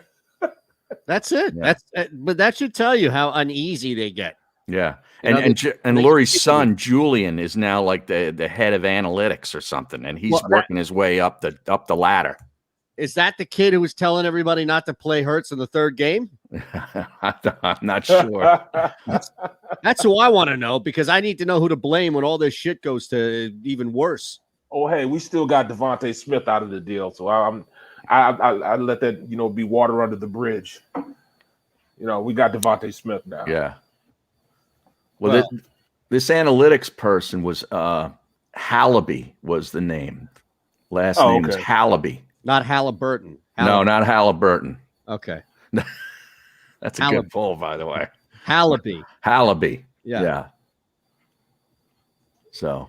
Really? But Doug's seems. Oh, sorry. Doug's falling out with him became so bad that they didn't even communicate to one another for almost a year. All right. Well, this tells me all I need to know. Get this guy out of here before he ruins more relationships. It's not baseball where you can pay Joe Girardi to just sit there and then have a computer make every single move. Mm-hmm. I know. You can't do that. And again, where is it working? Like, it's not baseball. Thank you. Where is this working in the NFL where uber successful head coach is deferring to somebody either upstairs? And I mean, even like play callers, right? Offensive coordinators. It doesn't mean that people aren't innovative. It doesn't mean that people aren't, trying to push the game and all. I'm just saying, like, where do we see the best offensive play callers deferring to somebody in the analytics department when it's 3rd and 3 and you're needing a first down with 8 minutes to go in the fourth quarter? Yeah, I don't know that there is a place. Is that happening? Is that prevalent? Is that something that is Josh McDaniels doing this? Mm. When I envision that ticker tape thing with the paper coming out of it, you know what I'm saying? A little ticker tape thing, or your magic ball, you know what I'm saying? You speak into it, it tells you. Well, the 8-ball thing that Eytan had. Yep. Should we win to run the ball? Mr. Predicto. Yes, Mr. Predicto. There we go. Yeah. Yes, we should run the ball. Whatever happened to that thing? Did you smash it? It's over there somewhere in the corner. we got this other one here we can always play on too. This is right out of King of Queens, by the way. I saw this and I thought of it. Oh my God. What is it? You ever see one of these things? Like the cow says. Oh yeah. And then it spins around. It's not going to work well with the green screen behind it. There's a lot of green on it. Right. But there's a famous scene at King of Queens where they're on strike and he and Deacon are on strike and they're just doing nothing. They're laying around the house. So the wives put the two of them with Arthur, and they're sitting there for hours trying to figure out what to do. And Deacon has the baby and he keeps playing this like I'm holding the baby for the show, right? Mm-hmm. And it keeps landing on Frog, and Doug's like, all right, it lands on Frog every time. If I hear it one more time, I'm going to go on a shooting spree, right? Just makes this joke about it. And then he's like, it doesn't land on Frog. He's like, $5 says it does. And then they spend hours betting on this thing going around and around and around.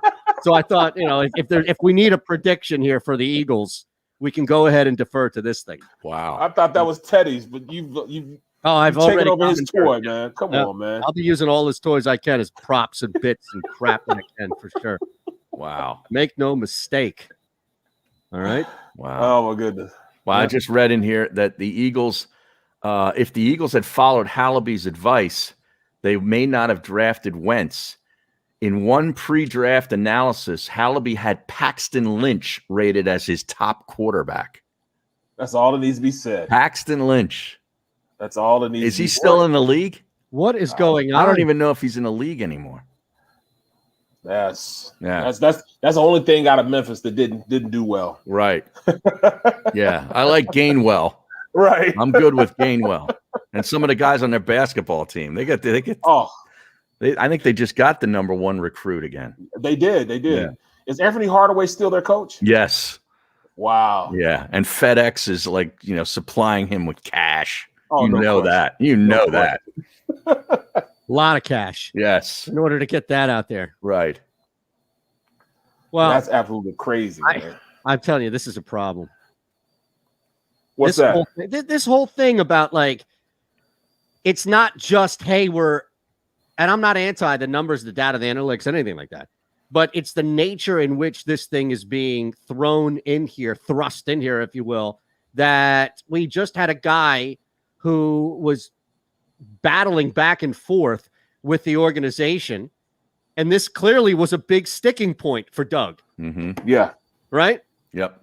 And what are you going to tell me? That analytics won that Super Bowl, or the fact that a bunch of backups had to step in and believe that they could play at a starting level based off of the culture that was created there? Yeah. Yeah. Was the Philly special an analytics play? I don't think so. No. Right. Yeah. Nope. Yep. Not at all. And there lies the problem, man. You taking the gut feeling out of sports. That's what makes sports. Peterson felt he was being micromanaged. Well, he was. Yeah. Anytime you have that many meetings with your front office, man, it's It's a pain in the ass, man. I hate meeting with my front office. It's like our old place, Eytan. It's just constant meetings. Oh, and it's a meeting about a meeting. Yep. It's a meeting to set up another meeting, Yep. to set up a call, to set up an email chain. To tell you, gosh, we've got to talk more football. Either more that Eagles. or what, there wasn't a meeting, but as soon as I'd leave the building and he realized I was out, he'd peck me an email and I'd look at my phone in my car. I'm sitting in the parking lot getting ready to leave and he sends me an email. He could have talked to me. I swear to God, it was great. Wow. That's amazing. Yes. But it's so on brand too. It is. Right. It is. Wow. Oh, man. Yeah, you got to read this. This is pretty interesting. Well, I'm going to take a look at this. We'll see how this thing all plays out when we come up. Now, just the final half here or so, you guys are going to be flying. Right. But I wanted to get to at least a couple things that either you or me, I don't know if Barrett has placed a wager yet, but you mentioned Denver. Mm-hmm. So the three things that I really love here, you could get it still at -120 at 2.5, which is ridiculous. But what's the money line on Denver? Because it's 3. I don't like laying 3 on the road, but I like them to win the game. Well, the push is in play, but yeah, I agree with you. Yeah. Let's see here. Denver's -143. I don't mind that at all. It moved up a little bit. It was in the 30s. But look, there are plenty of times in which you would lay 2 units to win 1. And this is one of them where Denver's not losing this game. There's just way too much wrong with the Giants. So I'll be brave and lay the 3, although 2.5, like I have -3 at even money. Okay. So there's some enticement there. If you can get it -3, -2.5, I'm fine with that. But yeah, I think the Giants just lose this game at home. The other one is Washington. And look, it's down to 0.5 point now, but that's the same as the money line. I'm looking at watching it, move here. Mm-hmm. So I'll take them at -125 money line at home. I think that the Giants losing and Washington winning are the 2 biggest locks I have this week. So parlay them. Well, I will. Yeah. But I'm going to add one more. Oh. All right. I'm going to add just one What, more. the Colts? I like the Colts. No, I'm going to give you Georgia State. Oh. +25 on my way out of here. Georgia State was down 4 of their top 4 guys. Because of COVID, week. right? Yes. Yeah. And one of them is the top 3 wide receiver on a rotating basis of the conference. So he comes back. Look, I just think UNC is so overrated. They're going to win this game, but 25 is a ridiculous number to cover for a team that was humbled significantly. And look, they may come out and just put it on Georgia State, but Georgia State has enough in that second half when North Carolina's up by 31 points to backdoor it. Exactly. So 20, that's what I'm looking at. All I need there is 25. That's very sound reasoning. Hey, you get me 17 from Georgia State, they cover this game easily. All right. That is deep. Magic number 17. That is deep 17. knowledge. That's all I need. Georgia State. What conference do they play in? Sun Belt, right? Are they the Sun Belt? Sun Belt. Yep. Okay. Sun Belt. And the kid who's coming back is like a top receiver in that conference. I forget his name, but that's fine. They got pretty running back also. Yeah. Here are the 2. I'll leave you with these 2 Eagles plays. All right. We'll get it back to the Eagles on this note. Atlanta Falcons -3.5 first quarter. The Eagles are going to need time. There is way too much that they worked on in practice that's still going to need time. So I think I'm banking on the Falcons here with an offense that returns a lot of key components. It's not difficult to throw Kyle Pitts in the middle of any offense. So I like the Falcons by 4 if it's like a 7-3 lead or a 10-6 type lead. I like the Falcons by 4. With a veteran quarterback that didn't really need preseason. Correct. Because he didn't play in the preseason hardly at all either. Now that's +175.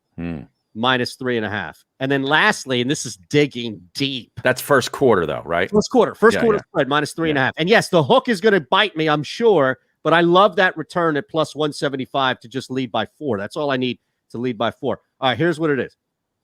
Alex Singleton in the last 8 games of the season last year didn't come off the field. He missed like 3 snaps in 8 games. it stands to reason that even if they go to, with Eric Wilson, their cover guy, to that 2 linebacker set, or even 1, based off of even last year, Singleton's going to be out there a ton. Yes. An absolute ton. His over-under for tackles is only 5.5. That's it? Oh, that's it. That's a lock right there. That seems too easy. Thank you. Way too easy. Okay, That's a lock. Thank That's you. a lock. I feel a little bit better. I got chills. It seems too easy. Reaction. That's way too easy. That's a lock. Well, I'm smashing that over. All right. Yep. Oh, wow. There you go. Now, where'd you get that prop? DraftKings. Oh, okay. Yep. Yeah. All right. Fox Bet doesn't have it. No. BetMGM doesn't have it. So DK and FanDuel are pretty good at it. Player props took a while to come up. Yeah. It's funny that, that only certain books have those things. Yeah, and I love it, by the way. And look, we're not far away from being able to bet on right before a snap. Right. Who makes the next tackle? Right. Run the ball, pass the ball, yeah, that kind run, of thing. pass, who makes the tackle, who makes the stop, pass deflection, or if pass, stuff like that. So all that micro is coming. I saw McMullen retweet. I think he retweeted one of the former analytics guys or scouting guys or whatever for the Eagles that gave a tell on Dak Prescott, where they knew when Dak Prescott does this prior to the snap, that means they're checking to a run play. Well, I thought that was pretty interesting. It worked because they didn't run the ball at all. Yeah. Well, that's just like Carson when Carson did this. Yeah, when he kind of scratched his chest. Yeah. I thought it was when Carson did this. Hey, we're going to run the ball. Yeah. Oh, man. By the way, Seattle all over Indianapolis. You like Seattle? I like the other side in that game. All right. Well, here's a bet to think about. And I saw this on BetMGM, so I'm not positive if other books have this. And then I have to jet. You guys are hang here. But you can take I just want to make sure that I see this here. You can take both teams to score 20 points, right? And winner. So I want to make sure that I have this correctly here. But will both teams score 20 points and the winner, right? So Seattle and no is my bet for, I think it's plus 275 of a return. Does that make sense? So you're saying the Colts won't score 20. Money line and both teams to score 20 or more points is the wager. I go Seattle and no at plus 230. Okay. So I have Seattle winning the game, but I just don't have Indianapolis scoring 20 points or more. Correct. You know who their quarterback is. Hey, they started 4-0 last year. Not with that quarterback. I'm talking about Russell Wilson. I'm sorry. I thought you were talking about Seattle. Yeah. All right. Wow. Have a great one, fellas. We're back collectively on Monday for a football Monday. We're back in 3 here on the Middle. Hey, Eagles fans, if you're a subscriber to the JAKIB Media YouTube channel, you are already registered to win a pair of season tickets for the upcoming season. That's right, you could win a pair of season tickets for the upcoming 2021 season just for being a subscriber. If you're watching and you're not a subscriber, do it now. Subscribe to the JAKIB Media YouTube channel right now. What do you need to do? Subscribe right now. As a hard-working American, you've never experienced how tough life can be until now. A catastrophic injury while working on the job. A personal injury from someone else's negligence. Turned away by other law firms in the region who didn't bother to learn your story. It's time to meet the Fritz & Bianculli Law Firm and managing partner Brian Fritz. Badly injured? Call the Fritz & Bianculli Law Firm. Find out why they say, "We got this." The International Brotherhood of Electrical Workers, Local Union 98, is a proud sponsor of The Labor Show with J. Doc and Krause every Saturday night from 6 till 8 p.m. IBEW Local 98's highly trained and superbly skilled electricians are the best in the business, setting the highest safety standards in the electrical industry. So when you're planning your next industrial, commercial, or residential project, choose an IBEW Local 98 union contractor. Learn more at IBEW98.org. The savoring taste of a good bag of beef jerky is so enjoyable at any time of the day, as long as you can find it. Here's what we suggest. Pure Bull beef jerky is our answer, and soon it will be yours. Locally produced in the Philadelphia region, this high-quality, healthy protein snack is easy to secure. Go to steersnacks.com, and you'll see hot garlic, tropical heat, Pure Bull dry rub, and our favorite, Huck and Fod. What's that? Huck and Fod. Go now to steersnacks.com. I get scared sometimes. Of a lot of things. Joining in. Decisions. The dark. The dark. But I once heard someone say, But as I always say, it's okay to be afraid. as long as you face the fear. And keep moving forward. Wherever you are in life, count on the name trusted in insurance for over 80 years. Independence Blue Cross.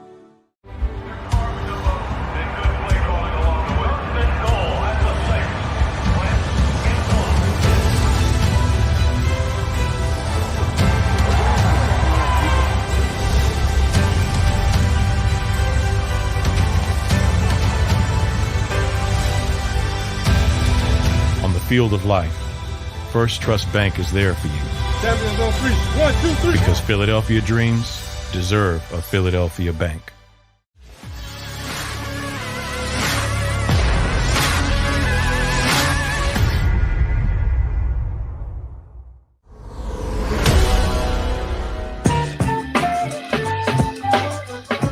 Oh, yeah. We are back on the JAKIB Media YouTube channel. Harry Mays, Barrett Brooks taking you the rest of the way. And we're going to have a special guest coming on here, Barrett, because, not only, the subscribers to this channel are eligible to win a pair of Eagles season tickets by being a subscriber, but you also are going to be privy to a pretty fantastic post-game show each and every Eagles game day, hosted by one Mark Farzetta.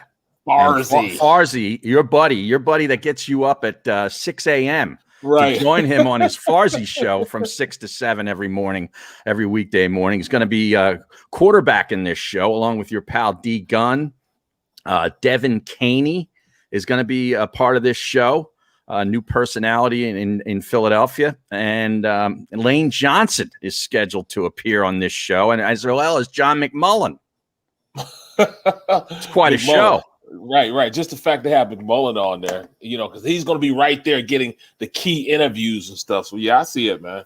Yeah. I see it. We all see it. We'll see it. But Farzy and D-Gun, two characters. I know. They go back a ways. Oh, they do. There's a good chemistry there, right? Right. Yeah. They get along well. And, I can't wait when Farzy gets on. I'm going to tell this story about when everybody thinks Seth is guy that Seth is a really funny guy, man. He wanted to be on the show, but he couldn't. He's flying right now, so on his way here. But he cracked the joke, man. So we're gonna tell you about this joke he cracked, man. when he gets on. When was this? This is like maybe 2 years ago. Maybe 2 years ago. On the post game show? No, he cracked the joke. He cracked the joke on There he is. Farzy, what's up? There he is. What's happening, boys? What's going on? Oh, Harry, I just got to do this real quick for Barrett. Oh, God, how do you get me up this early, Barrett? Oh, my God, it's so early. Why do you have happens? Yeah, sucker called me out early. He wants me building. I'm like, come on, man. Yeah. We literally tape the show at like 7 p.m. Right. And he always acts like he's live, and my whole audience knows it's full of crap. He's just full of crap, and I laugh my ass off at him every single time. I love it, man. Wait a second. I can't help it, yeah. Wait a second. I thought you were on live, Barrett. You kept on telling us that you got up early to join Far. You're full of it. I am always. Dude. Oh my God, Derek Gunn taught you well, Barrett. Derek Gunn taught you well. Wow. But hey, I was just telling Harry about I was just telling her about the time when you and Seth when he cracked the joke. We're sitting there, right? Oh Seth, my God. Seth never smiled. Like he'll smile around me, he'll be cool around me. Right. But he was just getting to know Farzy. So Farzy comes up, so he comes to, hey, Farzy, what's up, bro? Said, oh, what's going on, man? So Seth comes up and say, what's up, Nearsy? And he looked at him and he started laughing, but Mark didn't laugh. She's like, oh my gosh, should I laugh? And he said, And then, you know, he walked away. So Seth walks away. So then he turns around, hey, man, is he mad at me or something? Like, no, what do you mean? Did he just crack a joke? I said, yeah, he cracked the joke, man. Just, near or far. Yeah, exactly. Yeah. I thought they played with some guy named Nierzinski or something like that. Yeah. He was there. He was highlighting the play on the last name, and it was like Barrett's like, no, he was making a joke, and I'm like, oh God, okay. Wow. I didn't know what to do in that situation. Yeah, because it was just Seth Joyner just staring at you like Nierzy. Yeah, and then.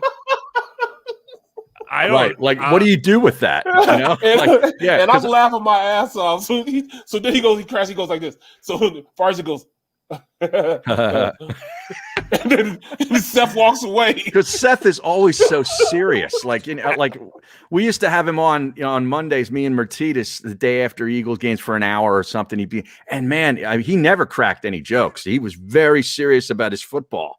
Yeah, it reminded. I had just heard a story recently told by Jonah Hill about when he met Morgan Freeman, and he said they didn't talk for an hour, and then Morgan Freeman just starts going in Morgan Freeman's voice, Jonah, Bobona, Banana, Fana, Bofona, Fee-Fi, Jonah, and Jonah Hill was just like, oh wow, okay, and then Morgan Freeman goes, now do me, doing the name game. Yeah, exactly, right. And then Jonah's like, Morgan, Bo Borgan, Banana. Like that's what it felt like to talk to Seth Joyner in a joking fashion. I know. Oh my goodness. Yeah. So he's like, hey, you know somebody named Near? I'm like, no, bro. He's making a joke, man. Right. He said, well, hey, next time tell me, man, so I can laugh. I didn't want to offend him or anything. You know, I didn't know whether to laugh or be serious or anything. Right.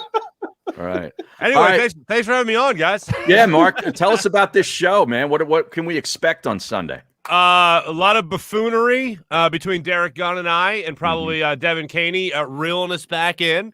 But we've been having some fun in the preseason, having a preseason of our own between myself, Derek Gunn, and Devin Caney. And then we also have John McMullen, who's going to be joining the show from the stadium after every game, as well as Lane Johnson joining the show after every game. It's the live post-game show featuring Derek Gunn and, like I said, me and Devin Caney. And we've been having a lot of fun. We've done 2 shows already. We've had a couple interviews with Lane Johnson already and John McMullen. And we'll be there for you about a minute after every single game. We will be right there live on YouTube as well as 6abc.com, giving you our piping hot takes and opinions on the game that just happened minutes earlier. Right. So right here on the JAKIB Media YouTube channel and on 6abc.com. That's pretty good right there. Yeah, I was very pleased to see it. My mom, who always watches Action News, she's just like, I didn't know they were on the internet. And I'm like, yeah, that's happened. There's the internet, Mom. That's true. 1996, Mom.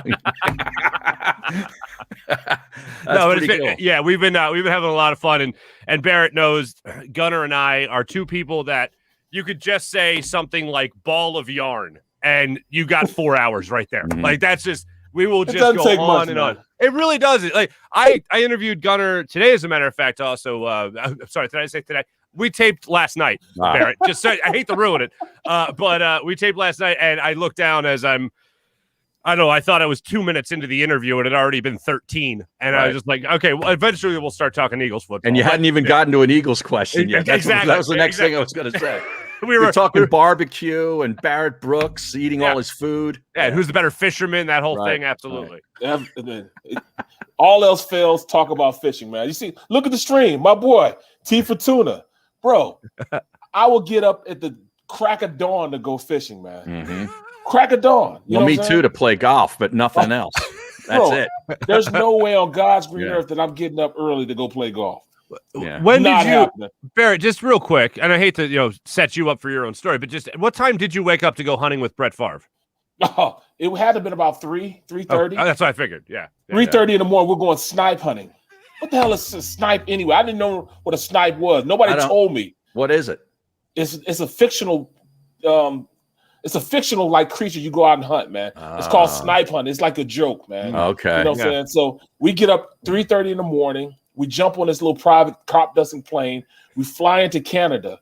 We get there in like 45 minutes. We go around. We're walking in snow. I don't see anything to shoot. You keep it out for them snipes. what the hell is a snipe anyways? I'm thinking kind of squirrel or something. We drive. I mean, we get back on the plane. We go back. We're in practice. We're in a meeting before 9 o'clock. Mm-hmm. As we went hunt, we've been meetings for 9 o'clock. I'm sleeping and everything else, and everybody's laughing at me. Oh, you and Brett went snipe hunting, huh? Huh? And I still don't get it until they tell me. I'm like, oh man, that's messed up, Brett. That's real messed up, bro. Got me up this damn early to go what? Okay, I got you, man. I got you. Now, were you wearing like the mossy oak, like camouflage stuff? And what kind of guns were you toting? Bro, I don't even know if my gun was loaded. I don't even know how to shoot a gun back then, man. Wow. Then I wouldn't be giving you a loaded gun. Right. So I don't even know if it was loaded or anything, bro. Wow. He didn't tell me. He just said, just do this. And I did that, and it did that, and I just, all right, I'm ready now. You know what I'm saying? But I didn't shoot a thing. I didn't hear the gun go off. He didn't shoot anything. We're just walking around. He's just got this blanket and grin on him. You know what I'm saying? I'm like, what's funny, man? You enter somebody's house at night and you hear the, shit's about to get real. Okay? Exactly. Right? Yeah. I'm like, come on, man. Well, Mark, what do you anticipate on Sunday with this team? Because we don't know really anything about what Sirianni is going to do. We take guesses, but we really don't know because they didn't show us anything in the preseason.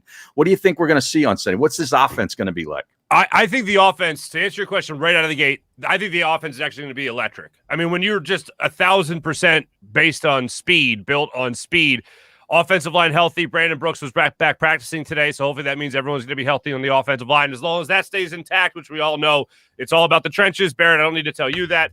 But when it comes to this offense, I think we're going to see an electric offense 100% based on speed. Look at the wide receiver. Look at your 3 wide receivers that are going to be out there most of the time. You have defaults in Dallas Goedert and Zach Ertz that are pretty nice defaults to have for a young quarterback if you're Jalen Hurts.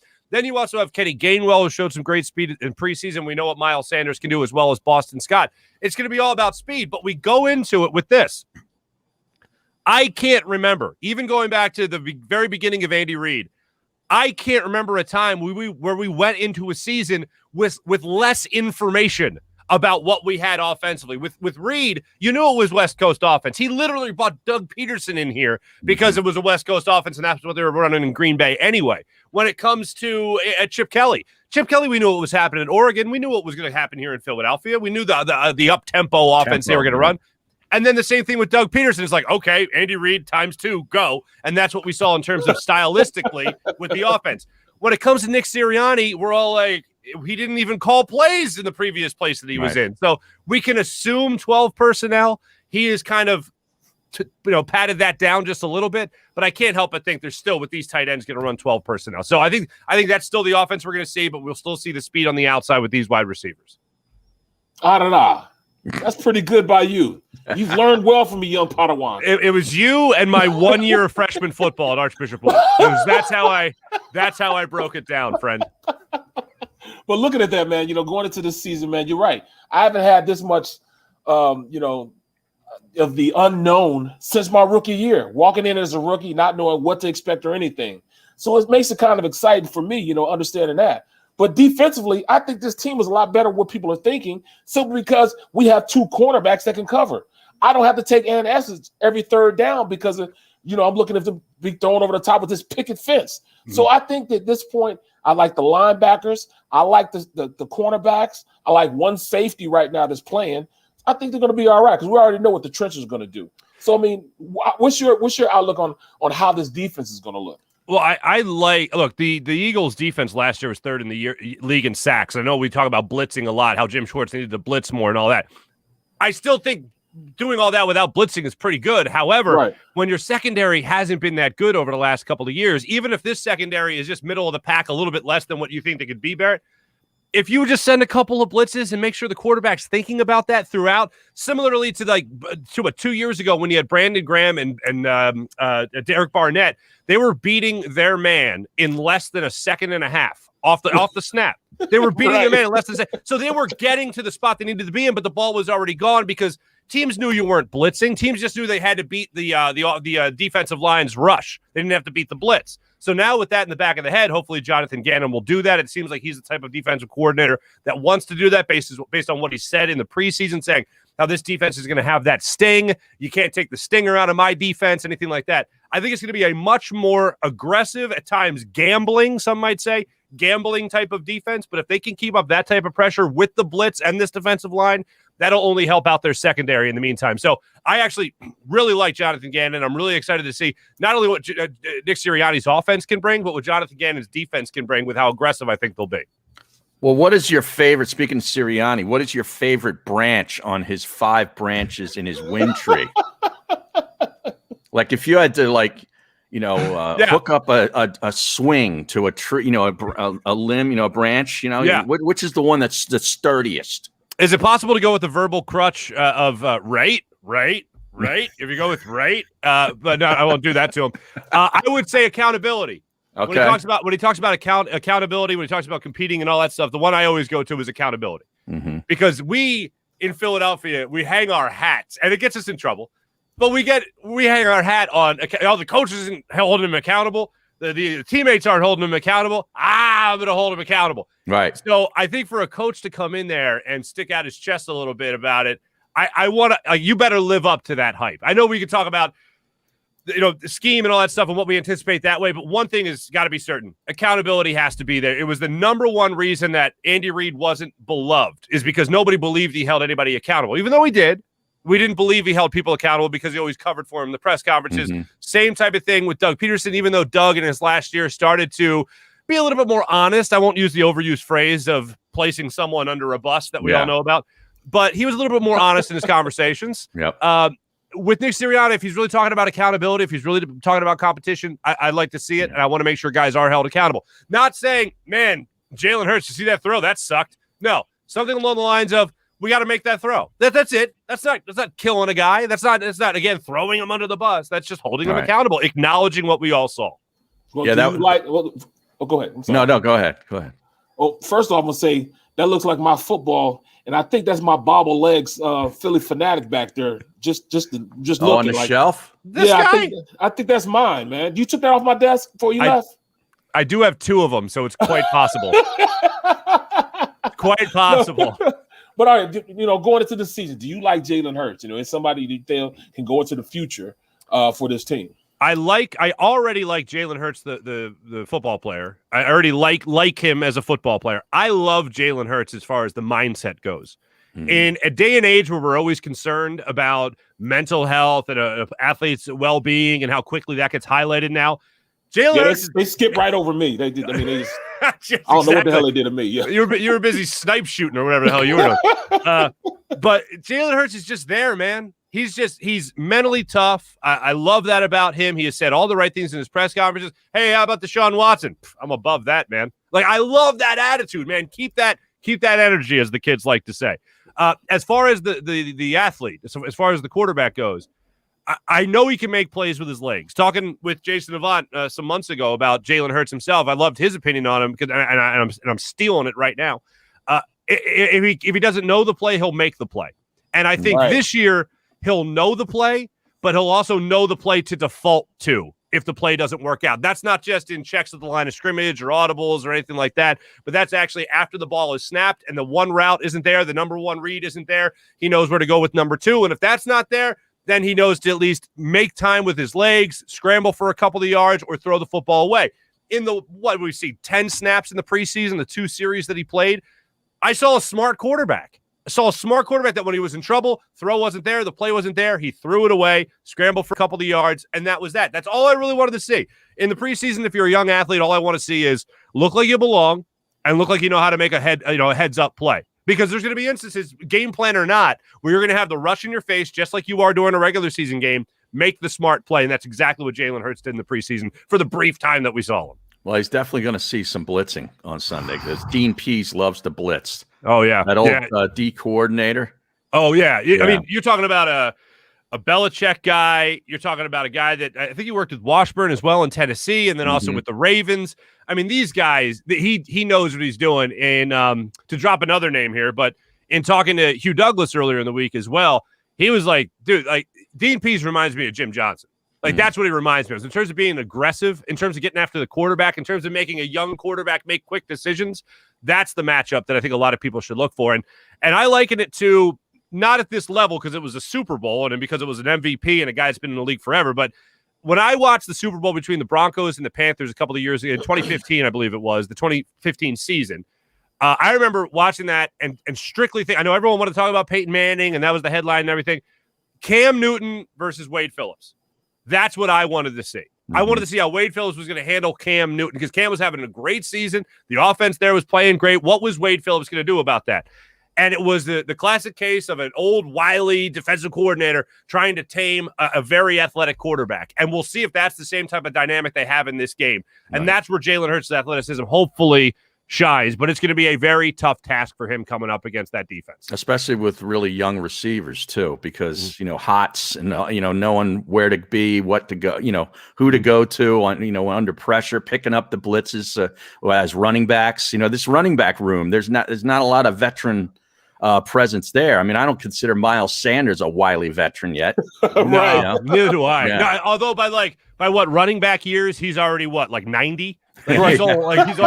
He's already old in running back years. He looks like he's like a dog, 7 years, Exactly. 7 to 1, Right. Yeah. Bottom line is, who you picking this week? I'm picking the Eagles. I'm picking the Eagles to win this week. I'm not trying to be win a homer, outright. What? Outright? To win outright. Okay. Yeah. What's the line at? 3.5? 3.5. 3.5. Yeah. I know. I got the Eagles. I got the Eagles outright.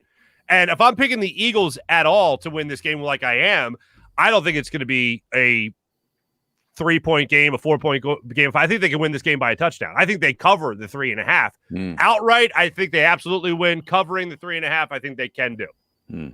Absolutely, man. You're absolutely right. I'm going the same direction. Ooh. The same direction. Well, of course you are. You have them at 9 wins. But also, I think that they're better in the trenches. Of course, they have the upper hand. Falcons have the upper hand as far as quarterback. But I'm going to say this. I think they have the upper hands in the trenches. Defensive line, offensive line wins the game for them. Wow. All right. Well, what do you have them at, Harry? I like them covering the number. I don't have them winning the game yet. I'm thinking it's like this 23-21 Falcons. Okay. What I'm looking at right now. Well, like we saw last night, there was some sloppiness offensively speaking. Yeah. And that's going to be the whole month of September because it's basically the preseason, but the games count. Exactly. I mean, seriously, they had 5 turnovers last night. 18 or 19 accepted penalties. Crazy. See, that's one of the things that drove me so crazy about the preseason is we saw the first game with the starters, and the entire first half, there was no penalties, there was no delay a game, there was no offside. It was just good, clean football. Right. And then the second half was a complete dumpster fire. Second game, same type of thing. It was night and day from a well-coached, well-disciplined team game one to just, I'm sorry, have you guys done this before? Have you guys have put on shoulder pads before, right? Yeah. And then the third game, it was the same type of thing. But I'm hoping those guys play the same type of clean football that we saw in the first couple series of the preseason, which I doubt on the road, a dome stadium, even though it's probably going to be open, and obviously a defensive coordinator that will have them thinking twice before any moves they make offensively speaking. But they won practice. They were 4-0 in practice. Oh, how about that practice, man? Yes. How about that? I tried to forget that. If Nick Sirianni is such a Philadelphian, he would have rattled off that whole practice rant verbatim. Exactly. Verbatim. Yeah. Forget wearing a Phillies sweatshirt and a Phillies cap. Give us some AI. It was exactly. Wait, was that a little much? The hat and the sweatshirt, a little much? I thought that was a little much. I like the hat, but the sweatshirt. It's August. What are you wearing a sweatshirt for? One or the other, brother. Yeah, one or the other. We critique everything in this town. It's unbelievable. All right, Mark, great stuff, man. We look forward to the post-game show with you, D. Gunn, Devin Caney, John McMullen, and, of course, Lane Johnson, 6abc.com and right here on the JAKIB Media YouTube channel. Thanks. Thank you. I'm proud to be on the JAKIB family. You guys are awesome. Glad to be with you guys, and thanks for having me on the middle. And God, Barrett, get me up this early? God, man. Come on. Boy, what a phony. You had me believing that you were actually getting up at 6 a.m. Unbelievable. Thanks, guys. I knew Hugh Douglas wasn't getting up at 6 a.m. to go on there. For you, I thought you were up. Wow. All right, Barrett, great stuff. Enjoy the weekend, the post-game show, the pre-game show, and everything else, man. Enjoy the football. You too, bro. You too. All right, enjoy your game tomorrow, too. Go Thanks, WVU. Man. All right. Yeah. We are out. Later. Hey, Eagles fans, if you're a subscriber to the JAKIB Media YouTube channel, you are already registered to win a pair of season tickets for the upcoming season. That's right, you could win a pair of season tickets for the upcoming 2021 season just for being a subscriber. If you're watching and you're not a subscriber, do it now. Subscribe to the JAKIB Media YouTube channel right now. What do you need to do? Subscribe right now. As a hard-working American, you've never experienced how tough life can be until now. A catastrophic injury while working on the job. A personal injury from someone else's negligence. Turned away by other law firms in the region who didn't bother to learn your story. It's time to meet the Fritz & Bianculli Law Firm and managing partner Brian Fritz. Badly injured? Call the Fritz & Bianculli Law Firm. Find out why they say, "We got this." The International Brotherhood of Electrical Workers, Local Union 98, is a proud sponsor of The Labor Show with J. and Krause every Saturday night from 6 till 8 p.m. IBEW Local 98's highly trained and superbly skilled electricians are the best in the business, setting the highest safety standards in the electrical industry. So when you're planning your next industrial, commercial, or residential project, choose an IBEW Local 98 union contractor. Learn more at ibew98.org. The savoring taste of a good bag of beef jerky is so enjoyable at any time of the day, as long as you can find it. Here's what we suggest. Pure Bull beef jerky is our answer, and soon it will be yours. Locally produced in the Philadelphia region, this high-quality, healthy protein snack is easy to secure. Go to steersnacks.com, and you'll see hot garlic, tropical heat, Pure Bull dry rub, and our favorite, Huck and Fod. What's that? Huck and Fod. Go now to steersnacks.com. I get scared sometimes. Of a lot of things. Joining in. Decisions. The dark. The dark. But I once heard someone say, But as I always say, it's okay to be afraid. As long as you face the fear. And keep moving forward. Wherever you are in life, count on the name trusted in insurance for over 80 years. Independence Blue Cross.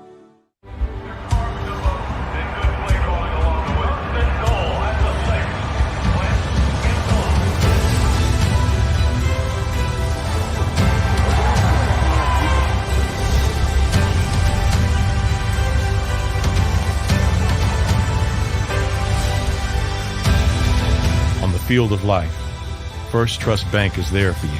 Champions on 3. 1, 2, 3. Because Philadelphia dreams deserve a Philadelphia bank.